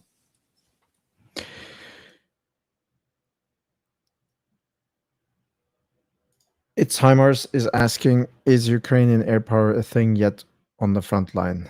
I mean, Ukrainian air power is not just fighter planes sending glide bombs. It's also very sophisticated drone attacks, I would say, at this point. And yes, that's a thing. I mean, air power is definitely a big part of what is happening on the front lines. But if you're talking about precision bombing runs with fighter bombers, I would say we're not really seeing any big change, but I expect that there might be some change as Ukraine still continues to destroy Russian air defense assets. But we will see. I hope so.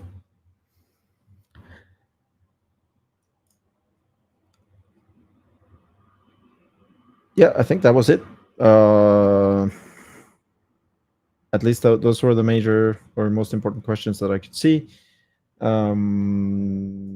But you mentioned Hartia, Andrew, and I mean they've been fending off the Russians pretty well. Yeah, that yellow area north of Kharkiv is where they recently attacked. Yeah. Do we know anything more here? It's the yellow arrow. Yellow arrow. Ah, there. Ah, sorry. Yeah. Oh my Yeah. goodness. Yeah. So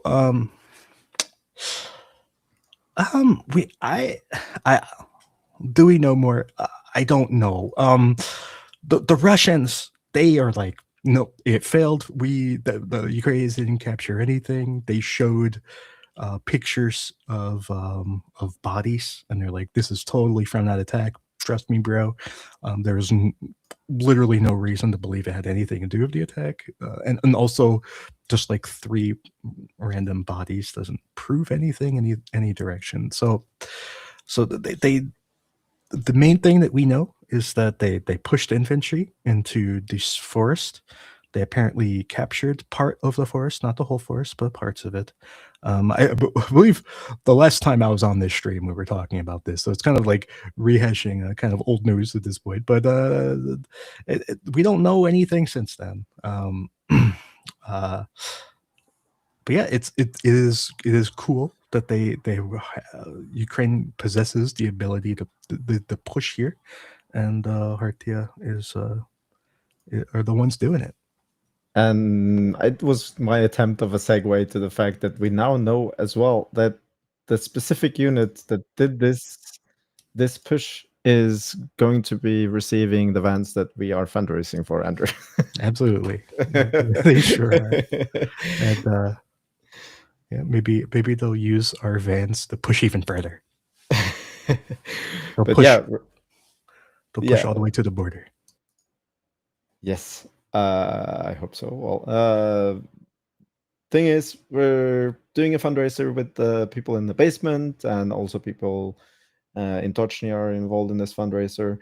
And Ruch from Khartia is going to receive some of these vans. And please support this fundraiser. It's we're close to 50,000, maybe above. It depends a little bit on how much money has been transferred to bank wire or credit card, which we get an update not instantaneously like we do with PayPal, but we hope to have a final push here because we're running a little bit out of time. So please help support the fundraiser. Even a small amount is going to be helpful, and also keep helping us spread the word.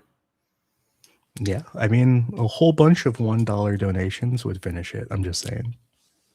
Yeah, if you go to your original announcement of the fundraiser, if people did $1, we would have everyone did $1. We would have $1 million by now. So yeah,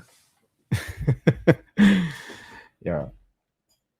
But yeah, I mean, I'm proud that we managed to raise around 50,000. But I mean, the goal is double amount of that. So we are in need of more donations.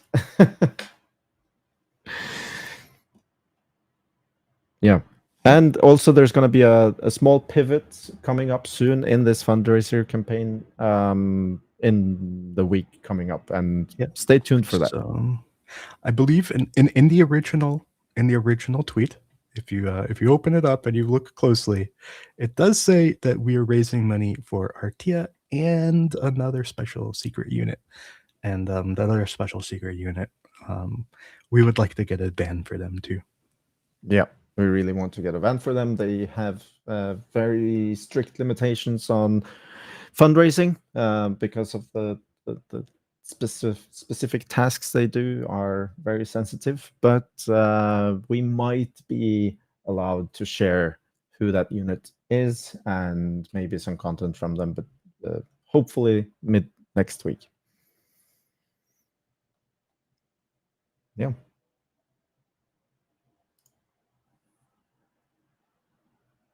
Joseph, I think I have to give the word back to you because I'm out of steam. Defmon follows us? I didn't know that. Well, yeah, I guess you can find the heartiest stuff over on Andrew's Twitter. I'm sure we've posted some stuff from the Tochnyi account at certain points. Anywhere else they can find it, Erlend? I'll leave a link in the YouTube description. There you go. Yeah, so it's for a good cause, folks. Check it out, and yeah, we appreciate it. So yeah, we're gonna wrap up here. Thanks, chat, for all your questions. We really appreciate you guys asking questions, giving us feedback. It's great to have this illustrious panel on today. Gesh, of course, had to run, but yeah, it was really great to have his input as well. A lot of different folks doing research on different aspects of what's going on, and as you guys can tell from the amount of information that was discussed here today, there's still not even enough people covering it all. So there's so much stuff. These guys have really put a lot of effort into understanding certain aspects of it. So appreciate their time, appreciate them coming to discuss it, and yeah, like share what they're working on with you guys and answering your questions. So thanks, of course, to our illustrious panel, Andrew. By the way, I forgot.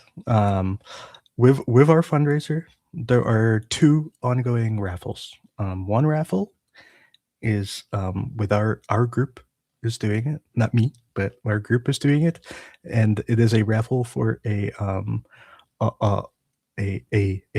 loaf patch. It is a patch from our crew. It's a loaf being chased by a drone, and it's everything that we stand for, which is loafs and drones. So so you can win one of these limited edition patches. There's not that many. I think that pile is all of them. And so we're going to have a raffle for this, and then there's also, and for every $10 you donate, you get 1 ticket to the raffle, and we're going to give out a certain number of patches. And also there's another raffle, which is by KY Painting, and this is for paintings that they made. And for if you donate $5 to us, you can message them, and you get a ticket to their raffle. So there are 2 raffles. If you donate to us, you get 2 raffles. So just I should say that. I think this is incredibly cool, and they just did this look organically. At that little guy. This is just organically, like we didn't even talk to them, right? Yeah, they just did it. Yeah, it's very cool. Just wanted to support Ukraine. Yeah, that's great. I don't know if Gao's raffle's going on, but still, I think it might be. Do you happen to know, Erlend? Yeah, I think it is. So Gao's raffle is also related in that he just said, I think you donate $20 to any charity, helping Ukraine, which includes, of course, Andrew's. So what does it say? Yep. Yeah. So, it's no, it doesn't matter what size it is, right? Make any donation. You do have to be in Europe though for this one. Oh, that's right. Yeah, because he's got to like physically ship it to you. But yeah, he got some merch from the Ukrainian German drone company. They sent him some exclusive merch. So yeah, if you are in Europe, then technically there are 3 raffles you can be involved in just by donating. I think even $1 to Gao's. So that means, I don't know about your guys' raffles, but yeah, like basically, as Andrew was saying, like every little bit helps. Lots of cool raffles to take part in, to get some cool swag from your participation. And yeah, it all helps Ukrainians on the front lines who need vans and other such necessities. Yeah, anything else, guys? I think that's it. Cool. Well, yeah. So as I was saying before, thanks to our panel. Thanks, chat. We really appreciate all your questions. It helps us kind of ground ourselves and understand what you guys want to know more about. So yeah, we'll do our best to be responsive and answer your questions and kind of think about your questions in terms of how we can better promote our research and explain things. And you can check out our website, Tochnyi.info. Of course, we broadcast here every week on YouTube, and now we're broadcasting to Twitter as well at 2100 Kyiv time on Sunday. So we'll see everyone next week. Slava Ukraini. Heroim Slava. On behalf of the brave.